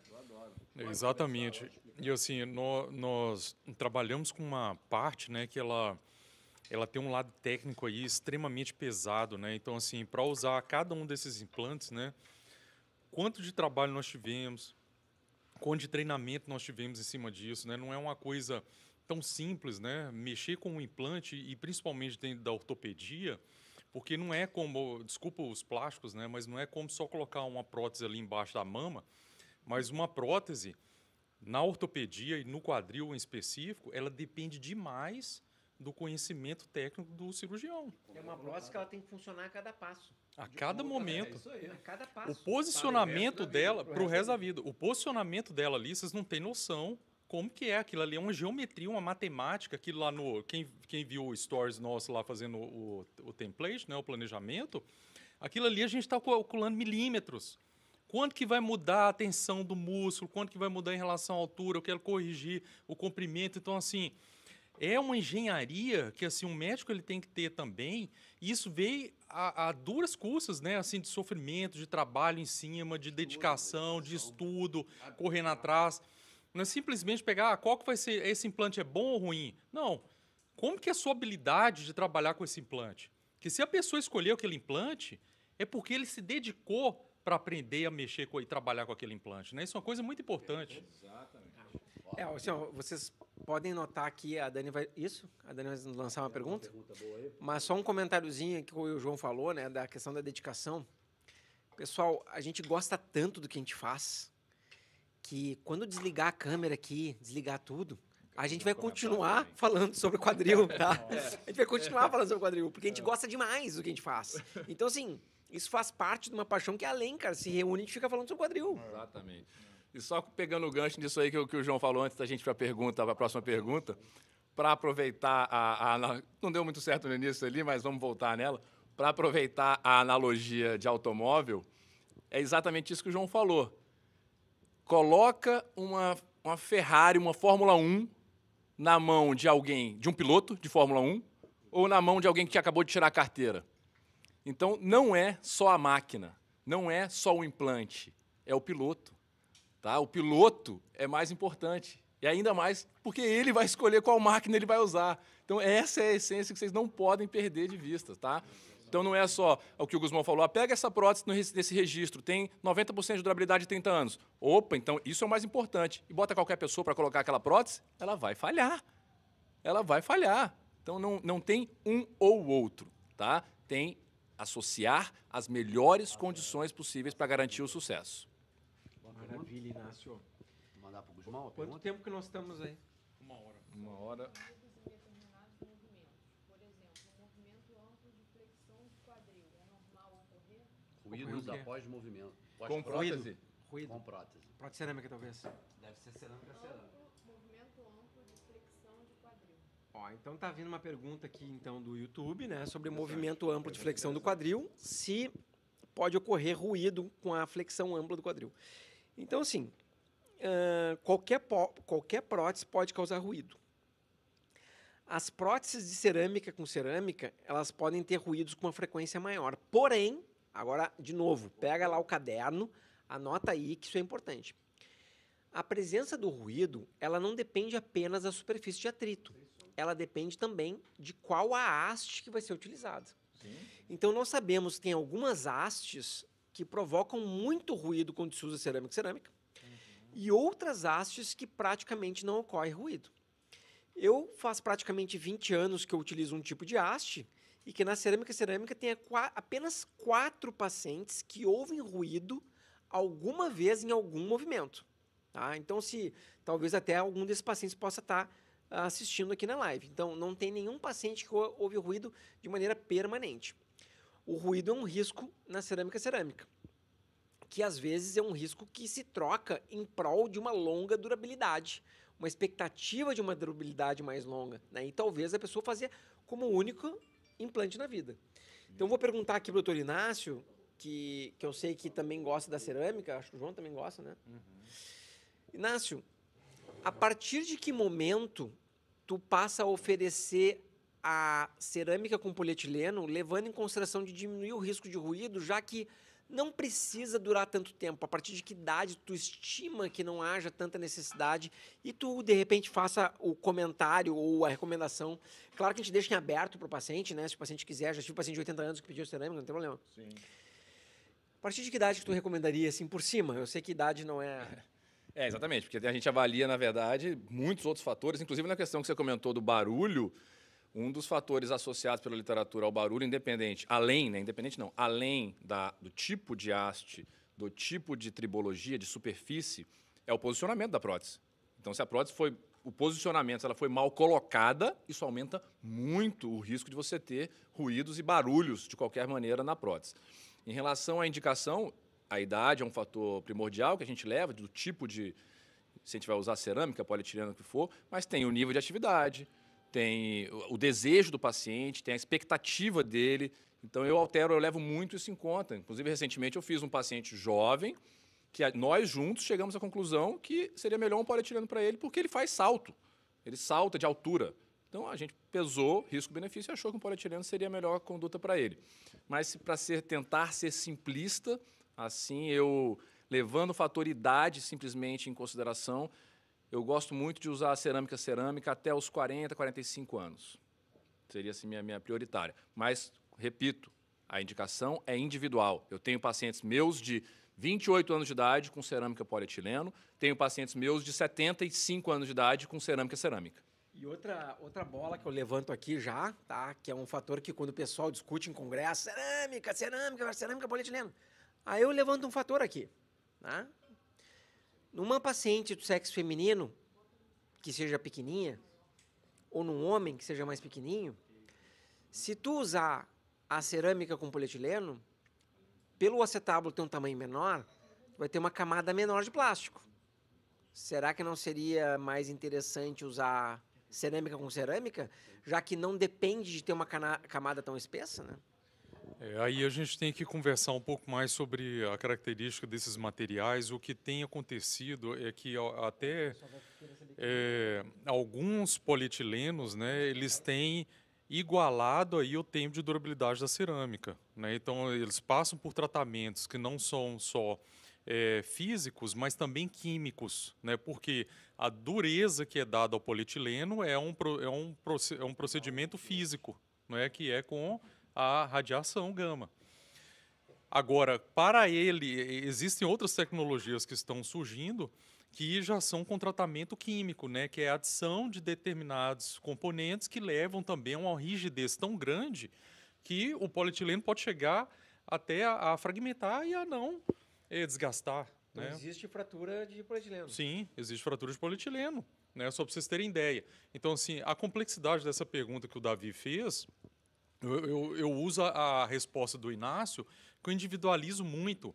Não é uma coisa matemática, infelizmente, gente, mas é muito pessoal. Qual que é o nível de necessidade da pessoa, de exigência que ela vai levar àquele determinado implante, que vai determinar aí o tempo de durabilidade dela. Eu, pessoalmente, não uso cabeça metálica, eu só uso cabeça cerâmica. Isso Cabeça metálica não existe exceto em uma situação, só uma situação, que é na constricta numa pessoa que é acamada, por exemplo. Que ela não vai... muito específica. Por quê? Porque não existe cabeça cerâmica para usar nesse implante. Não existe. Mas é uma situação extrema. Mas uma pessoa que é independente, que ela anda, no mínimo, que ela anda dentro de casa, eu coloco cerâmica. Eu não uso cabeça metálica. A gente aqui no Rio, a gente sabe que... Brinde? Alguns...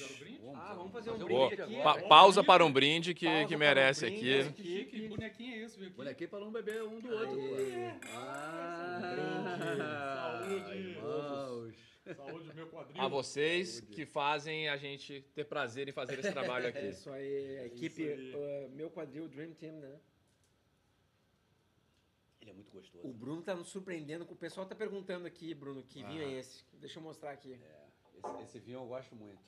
É um vinhozinho leve, assim, pra gente começar a nossa conversa. Nossa, é por isso que eu digo, os 14% quer dizer alguma coisa? Quer dizer nada. Quer dizer nada. Nada. Vamos mostrar pro YouTube? O pessoal do YouTube não ficar com ciúme. Nada. Ele é bem aveludado, amanteigado, parece. Gente, Ó, vê se ele foca aqui. adoro esse vinho. Eu gosto muito dessa uva, Cabernet Franc. Adoro.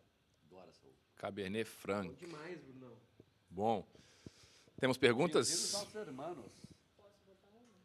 Olha, vamos lá pra pergunta. Cara, o meu Instagram, ele tá passando de 1 hora. Porque não é o... Eu sou premium? Acho que depois de 100 mil, de 100 mil seguidores ele já autoriza. Não, é depois do pagamento, eu acho. Eu acho que, É da mensalidade. eu acho que o Instagram já falou para você assim, ó, você faz o que você quiser, cara. Com esse último boleto que tu pagou. Pode, né? Por favor. Toda lesão de lábio é necessária reparação cirúrgica? Ó, só pra falar pro Instagram aqui, ó. No YouTube veio a pergunta: se toda lesão de labrum é necessária reparação cirúrgica? Quer lá, Brunão? Coloquem quem acha que sim, quem acha que não. vamos ver. Augusmão. S sim, N não. Não, Acho que- não. Acho Pode que a ver primeira só pessoa no para YouTube. responder é o Guzmão. Então, tá dada a palavra. Então é o seguinte, pessoal. Homem, né? Ó, o telefone, ele entrega quando a pessoa está comendo. Então, a pergunta foi se toda lesão de labrum tem indicação cirúrgica, tá?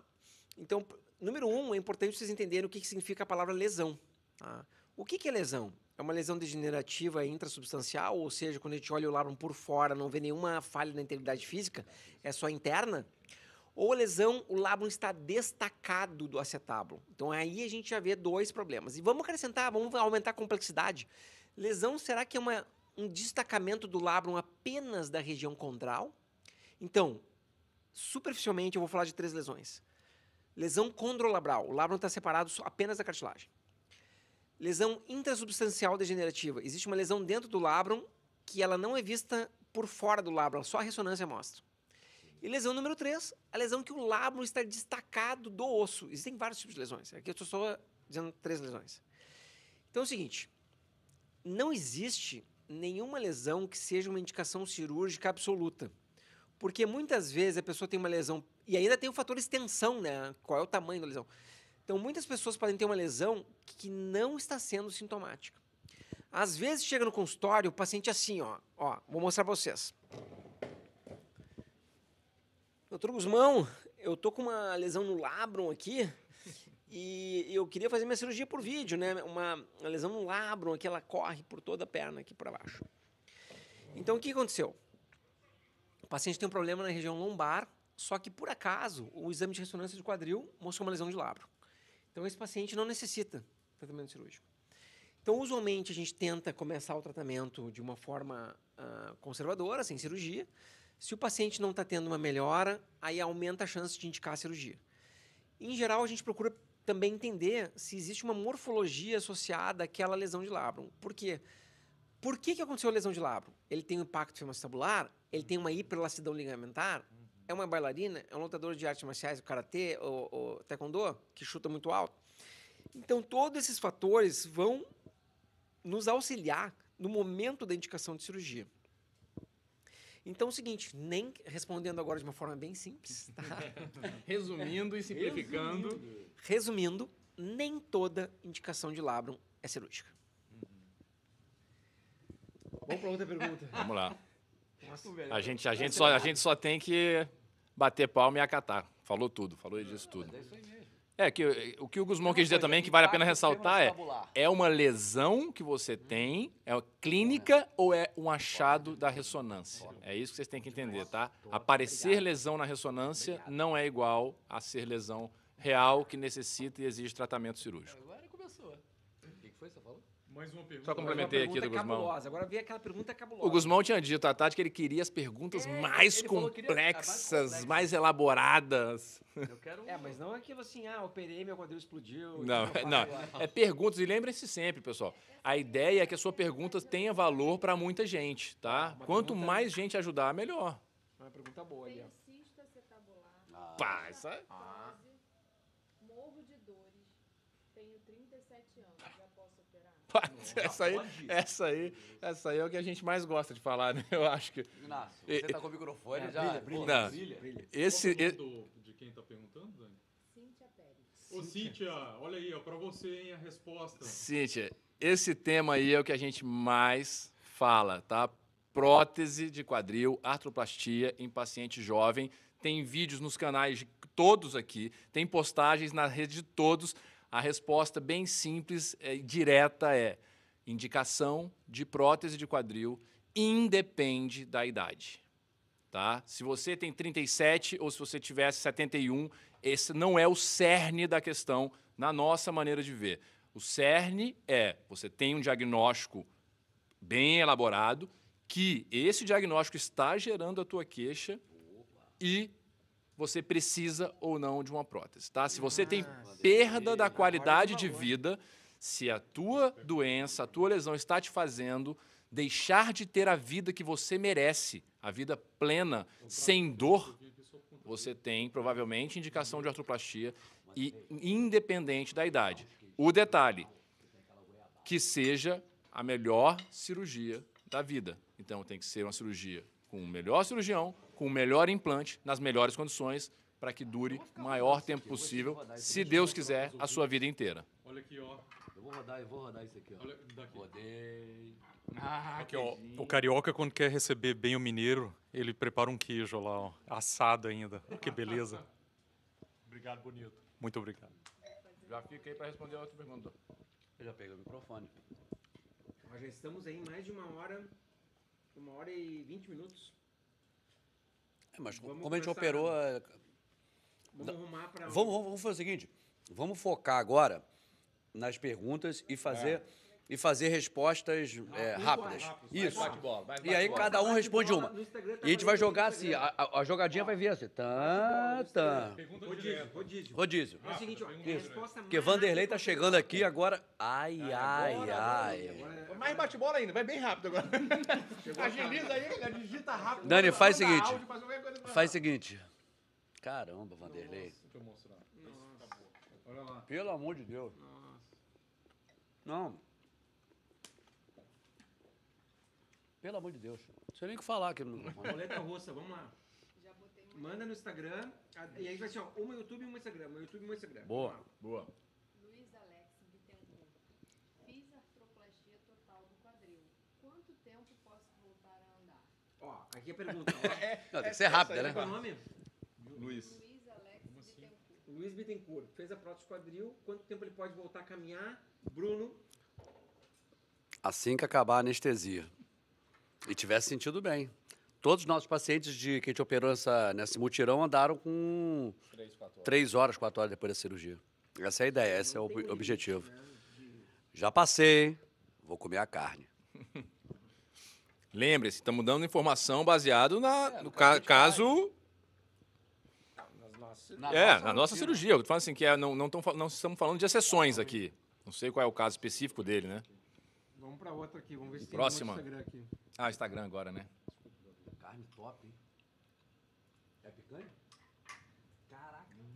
Olha só a capa de Aqui. gordura. Eu quero fazer uma Coisa que linda. uma paciente aqui, muito querida, a Lorena perguntou o seguinte, ó, aqui. A Lorena da Bahia? Lorena da Bahia. Conheço. Nunca perguntei, na artroplastia total do quadril, na ATQ, a gente é entubado ou só entuba quando a anestesia é geral? Vai lá, Inácio. Vai, Inácio. Bom, vamos começar de trás para frente, então.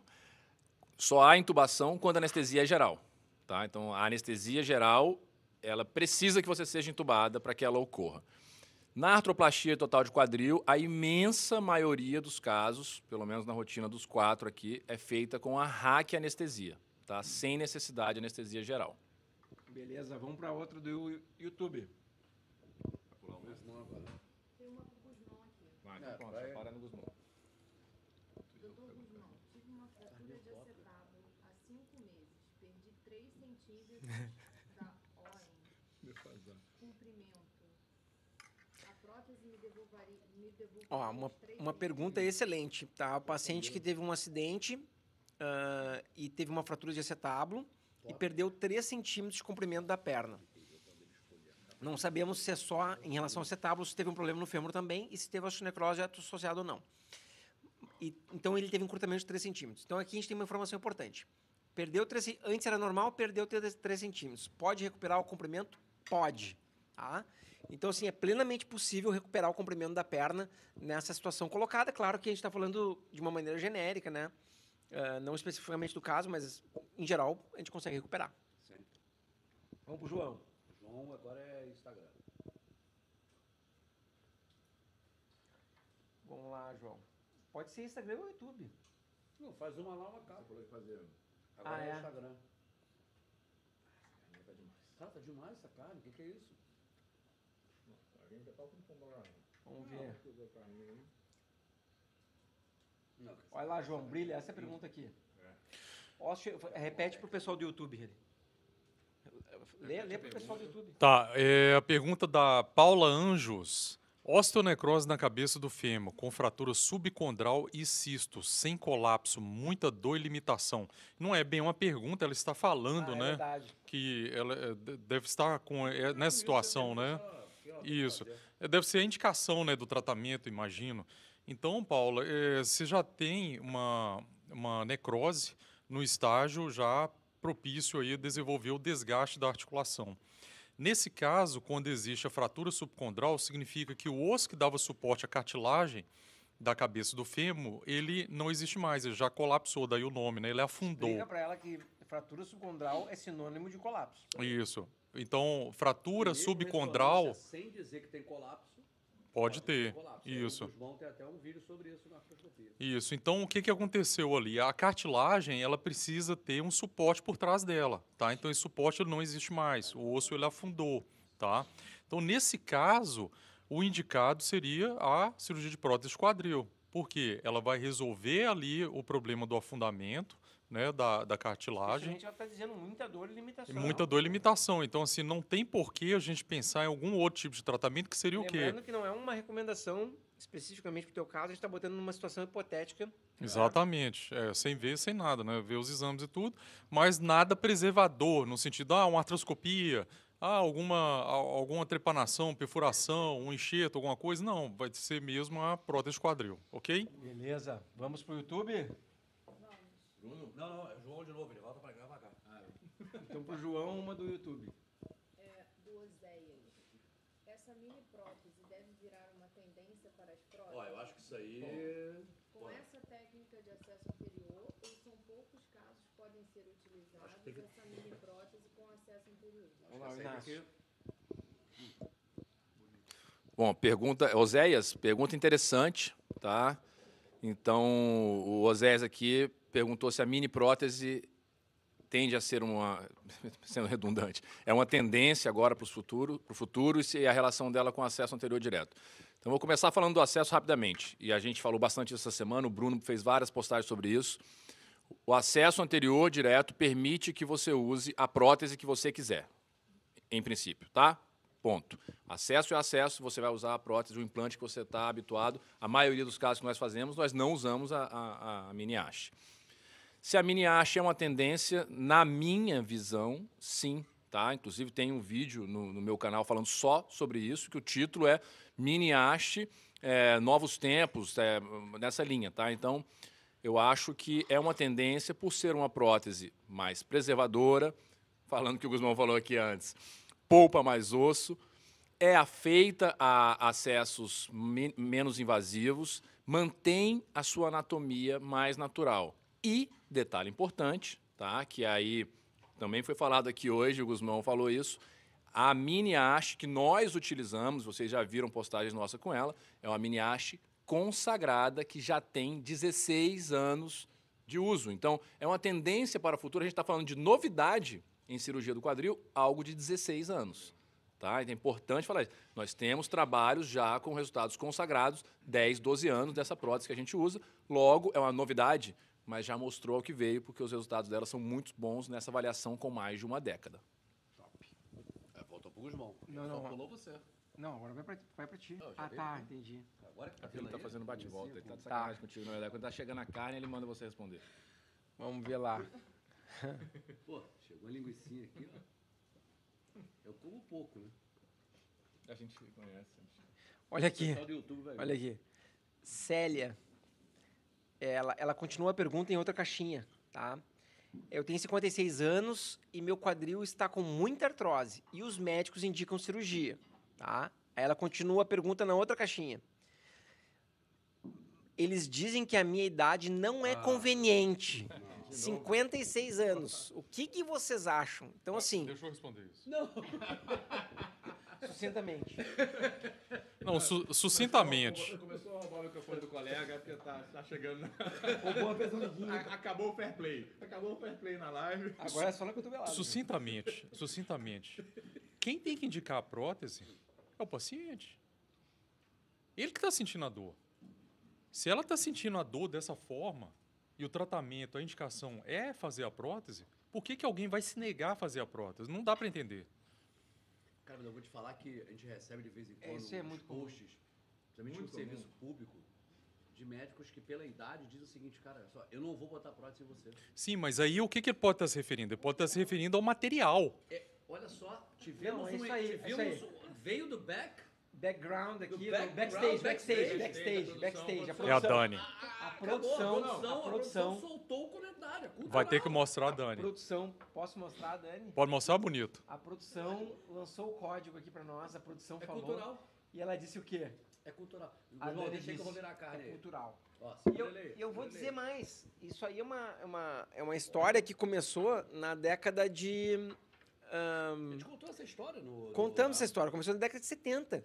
O Chanley, que foi a primeira prótese de grande resultado, ele dizia o seguinte: só pode fazer minha prótese, eu só autorizo usarem a minha prótese se o paciente tiver 60 anos ou mais, tá? Na década de 70.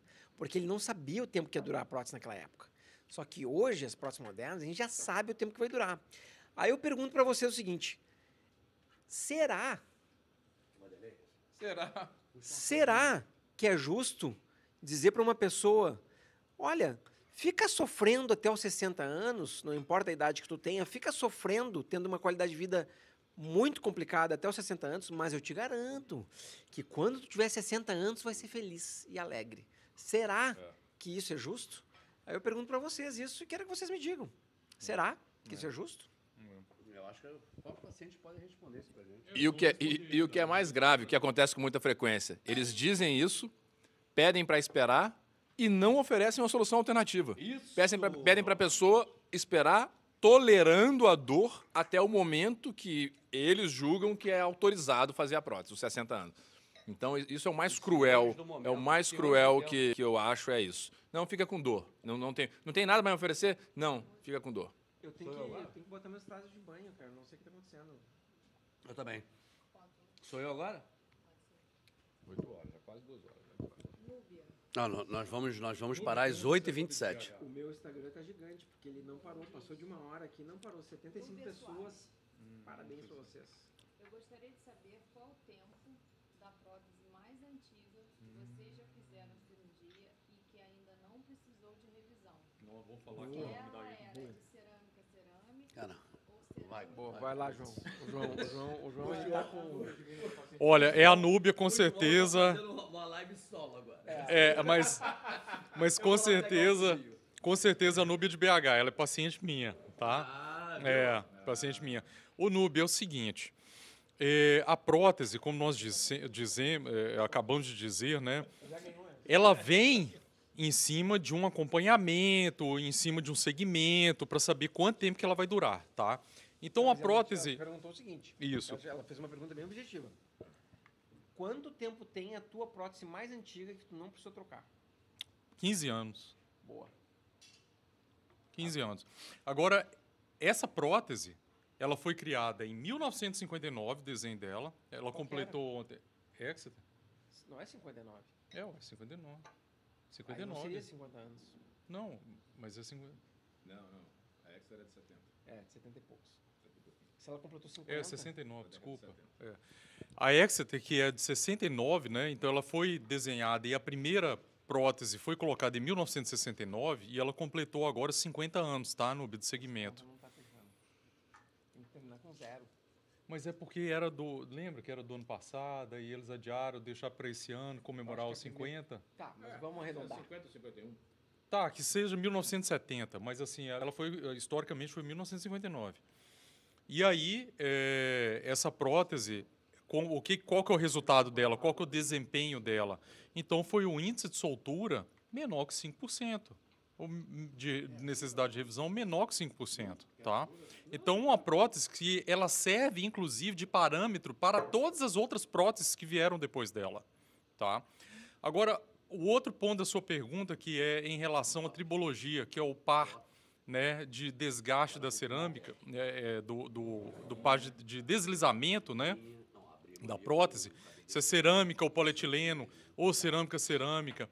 Isso daí foi em cima do que nós respondemos atrás, que vai depender muito de qual que é a necessidade da pessoa, porque não é só o componente, mas assim, a característica dele em graus de cobertura do componente. E a gente sabe hoje, inclusive de polietilenos, que tem polietilenos que são tão rígidos quanto a cerâmica, né? Porque os estudos eles estão mostrando isso, tá? Mas só querendo te dizer que a prótese mais antiga, então, ela tem 50 anos de segmento, com índice de soltura menor que 5%, ou seja, uma sobrevida acima de 95%, tá ok? Um grande abraço, hein, Núbia? Obrigado aí por mandar pergunta. Pessoal, quem sabe a gente vai encerrando ou não? Não tem mais. Não, Mais um. vamos até 8h27. Aí, vamos seguindo. Tá, vamos lá. Não, então vai no Instagram. Ah, não, isso aí o Guzmão pode responder. Tá na rede, tá nas Ó, redes de todos. Todo mundo que pergunta sobre contato, vocês vão lá no link da bio, no Instagram, ou vocês digitam o nome da pessoa. Eu vou dar uma dica assim, ó. A gente vai no Google e digita assim: Dr. Inácio Consultório, Dr. Guzmão Consultório, Dr. João Lopo Consultório, Dr. Bruno Rabelo Consultório. E aí vai vir a informação direitinha. Ou no Instagram de cada um, vão lá na bio, tem a informação do consultório. Mas aqui nós não estamos aqui para chamar vocês para consultar. Nós estamos aqui para dar informação de qualidade para vocês, que é o mais importante de tudo. Então, nossa querida Dani, solta a pergunta cabulosa para o Dr. Inácio. Ó, o paciente aqui, Jonas Luco Malbec, top. Gostou muito. Doutor Otávio Melo, parabéns pela live, tá? Olha aqui, um colega parabenizando pela qualidade da live. Muito obrigado. Pode mandar, Dani. Dedé Portuga. Tem necrose de cabeça devido à artrite reumatoide. Eu gosto dessa. Tem algum suplemento para evitar a necrose? Vai lá, Bruno. Isso é Inácio. Tu falou, eu gosto dessa, agora tá dando ré. Porque suplemento eu gosto de Inácio. Eu gosto de Inácio explicando. Refugou. Esse que foi, acabou não foi. Eu pensei que eu ia. Bom, vamos tentar ser simplista também, que necrose dá uma aula, mas tentando ser simplista. Necrose é um dos casos mais complexos de cirurgia do quadril. E é um calcanhar de Aquiles, porque não existe uma solução mágica. Aliás, não existe para nada na medicina uma solução mágica, tá? Então, não existe um suplemento ou uma medicação que já comprovou reverter necrose. Ponto. Isso é o mais importante. Mesmo outras técnicas mostram algumas delas resultados muito promissores e muito favoráveis. Dentre elas, a maior documentação de sucesso é o uso de células da medula óssea, tá? De enxerto da medula óssea, mas ainda assim é uma técnica.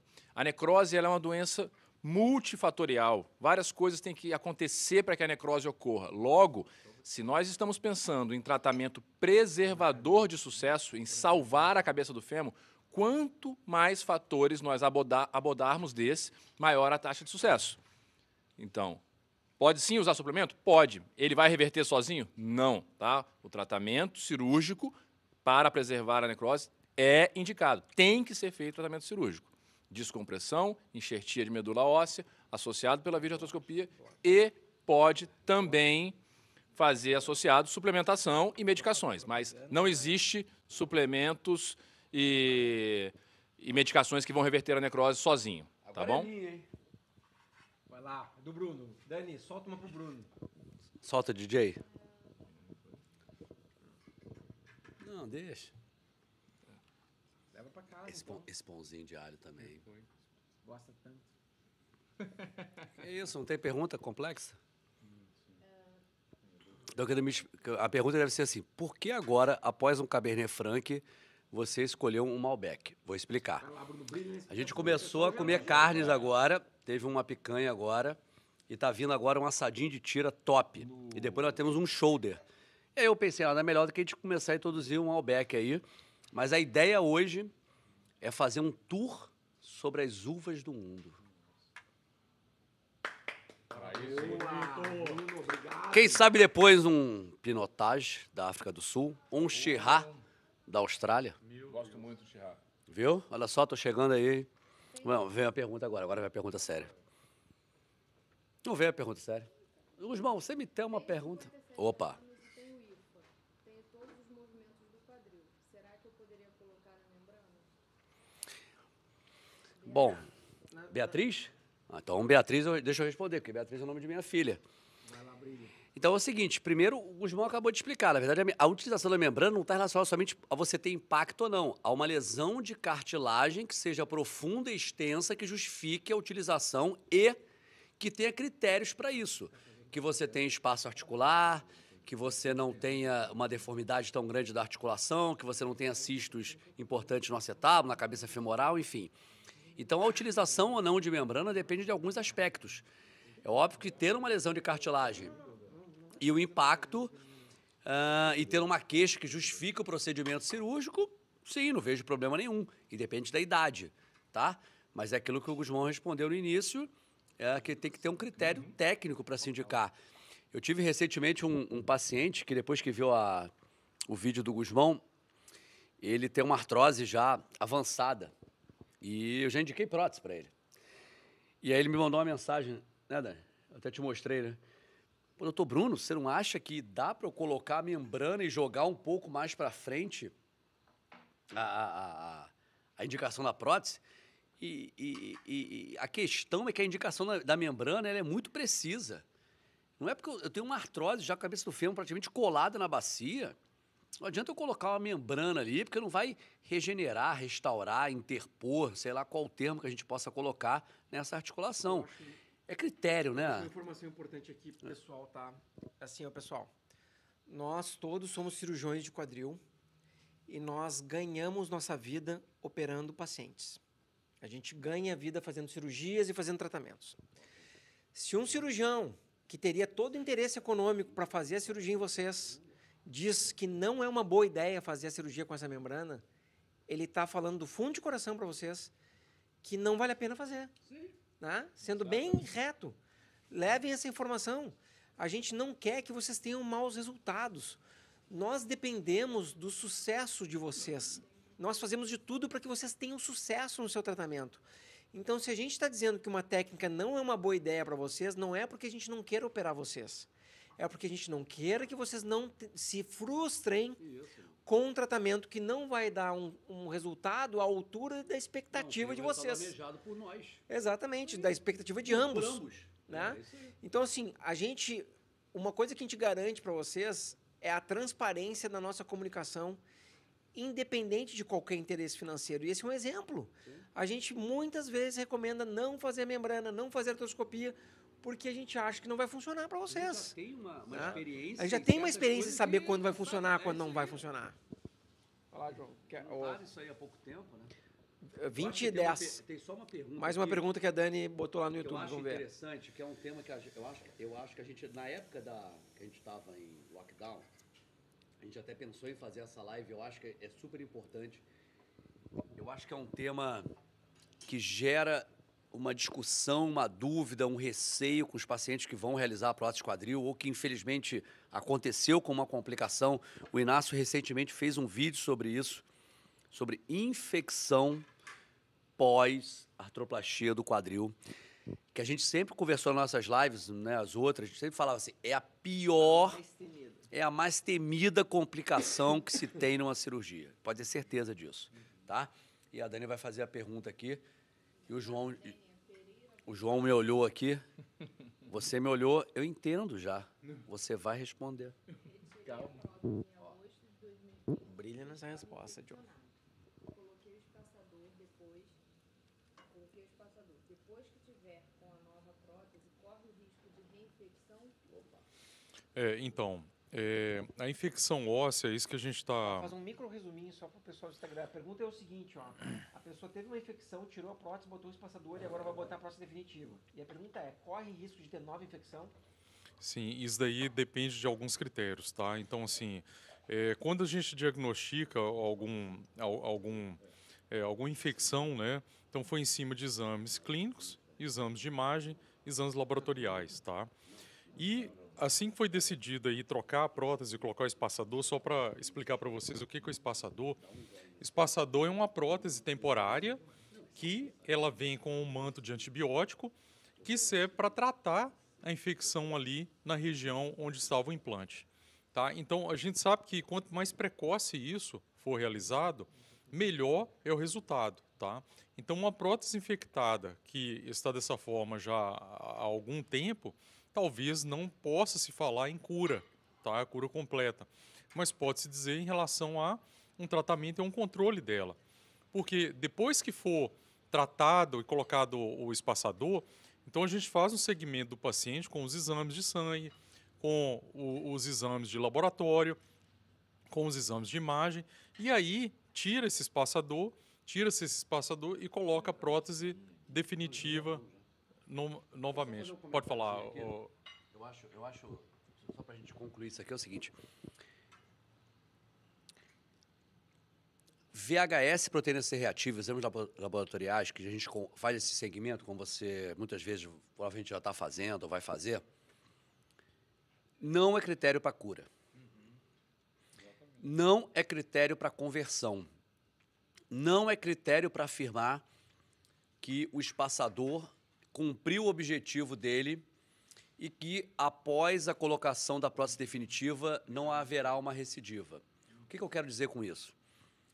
Que em qualquer momento da sua vida, depois que caia a sua imunidade por algum motivo, que tenha alguma alteração na tua simbiose corpo, mente, alma, enfim, o que seja, isso pode voltar. Eu quero dizer o seguinte, não existe uma, na minha opinião, tá? Eu acho que é de todos, não existe uma cura definitiva. Tá? Existe um tratamento adequado que a gente consegue criar mecanismos de uma relação mais equilibrada dentro do organismo do paciente, tá? Então, o tratamento que a gente tem é esse aí. Uma prótese infectada, retirar, colocar o espaçador, acompanhar com exames, deixar o paciente de uma forma de acompanhamento multidisciplinar bem adequado para que ele possa, no momento adequado, no momento certo, dependendo do germe isolado, receber a prótese definitiva. Mas ninguém vai afirmar que não pode ocorrer uma recidiva dessa... Um adendo muito importante sobre a infecção. Tá, então, eu e o Inácio vamos fazer um adendo muito importante sobre a infecção, que é o seguinte. Todo esforço que for empregado com o objetivo de diminuir o risco de infecção vale cada centavo. Porque uma infecção pode determinar, se tudo der certo, um comprometimento no tratamento do paciente durante 1 ano. Se tudo der certo, pessoal, se tudo der certo, é 1 ano da vida em função do tratamento da infecção. Tá? Deixa eu fazer um adendo depois, tá? Depois do Inácio. Então é o seguinte, todo investimento, a prótese é uma cirurgia eletiva. Eletiva. Tu escolhe o melhor momento para fazer a cirurgia. Então, todo investimento para vocês estarem no seu melhor momento e para que o cirurgião tenha todas as condições para lhe tratar da maneira com o menor risco possível, vale a pena. O doutor Inácio pediu para fazer... Ele pediu antes, João, desculpa. Não, fazer algumas afirmações só aqui. A primeira afirmação é, tenham muito claro na mente isso. Infecção é a complicação mais temida e mais desastrosa que nós podemos ter após uma cirurgia de prótese. A segunda, não é que eu discordo, eu acho que talvez o Bruno tenha se expressado mal. Não é que não existe cura de infecção, não existe garantia de cura. É mais ou menos isso, tá? Então, e do que depende os melhores resultados no tratamento de uma infecção se você, infelizmente, caiu na parcela ínfima que tem diagnóstico precoce e tratamento adequado. Então, esse negócio de ficar, rejeitou a minha prótese e vai levando e faz um antibiótico. Se você tem uma suspeita de infecção, procure a pessoa mais competente que existir para te tratar. Porque aí a brincadeira ficou séria. Tá? É tratamento rápido e muito bem feito. É isso que pode te levar a, digamos, uma cura ou um controle definitivo para o resto da vida, que seja. Se for um controle que dure o resto da vida, é praticamente uma cura. Tá? Essa informação é muito importante. Depois, isso que o Guzmão falou. Mas vou acrescentar uma. É desastrosa? É. Mas um detalhe. Felizmente, ela é raríssima. Tá? Não é frequente haver infecção após prótese. Oscila na literatura, mas uma média seria em torno de 0,5%. A cada 200 pacientes, 1 T. Então, o mais importante é prevenção. Não tenha uma infecção. E isso depende das suas escolhas iniciais de com quem você vai fazer a sua prótese e em que condições. Tá? Vou fazer aqui um aconselhamento muito forte. Veja esse vídeo no meu canal. Tá? O vídeo está bem completo, abordando tudo que a gente falou aqui com calma. Prevenção de infecção em prótese, prioridade absoluta, é o nome do vídeo, e tem lá estratégias que nós 4 utilizamos de ponta para reduzir de 0,5 para 0,2, para 0, metade. Olha só, são casas decimais que são vidas, são pessoas, tá? Então, cada uma dessas medidas é muito importante e não devem ser poupados esforços para evitar uma infecção. O João quer brilhar aí. Ó, tem um ponto que os pacientes eles não gostam, mas que é muito importante, tá? Que seja dito. É que tem uma parcela também importante aí da contribuição do paciente. Interesse dele, né, em ter um bom resultado e evitar uma infecção. Que seria, que eles não gostam, hein?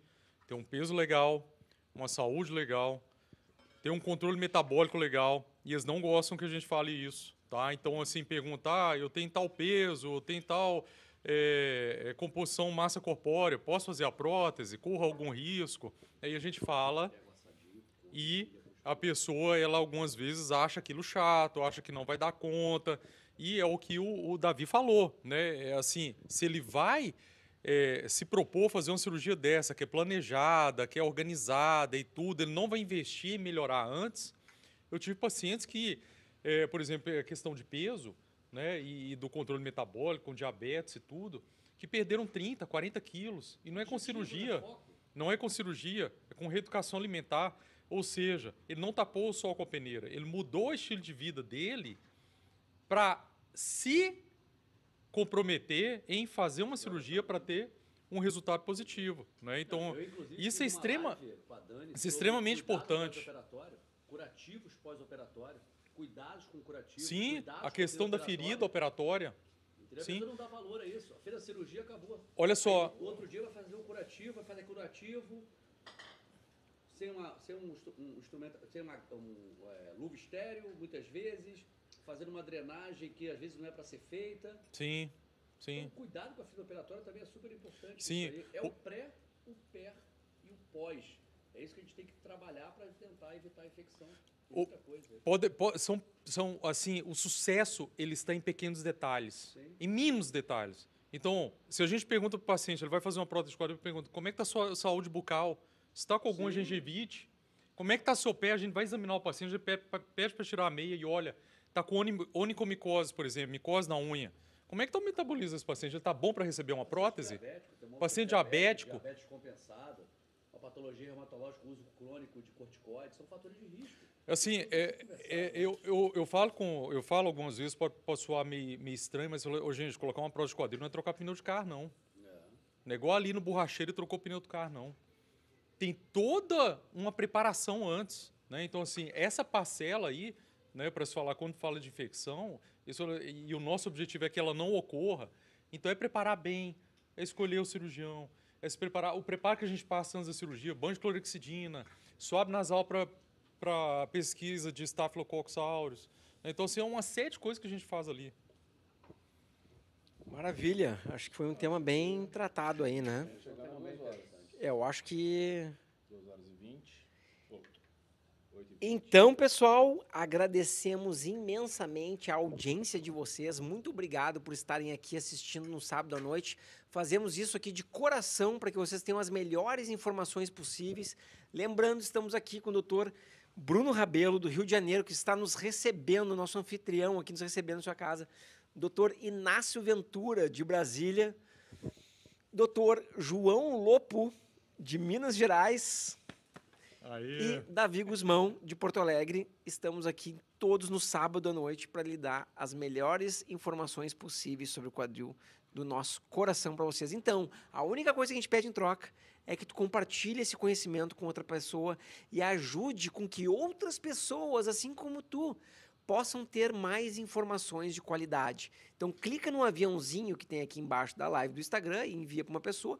No YouTube, clica em compartilhar e manda aquele link ali pelo WhatsApp, que é a forma mais efetiva de compartilhar.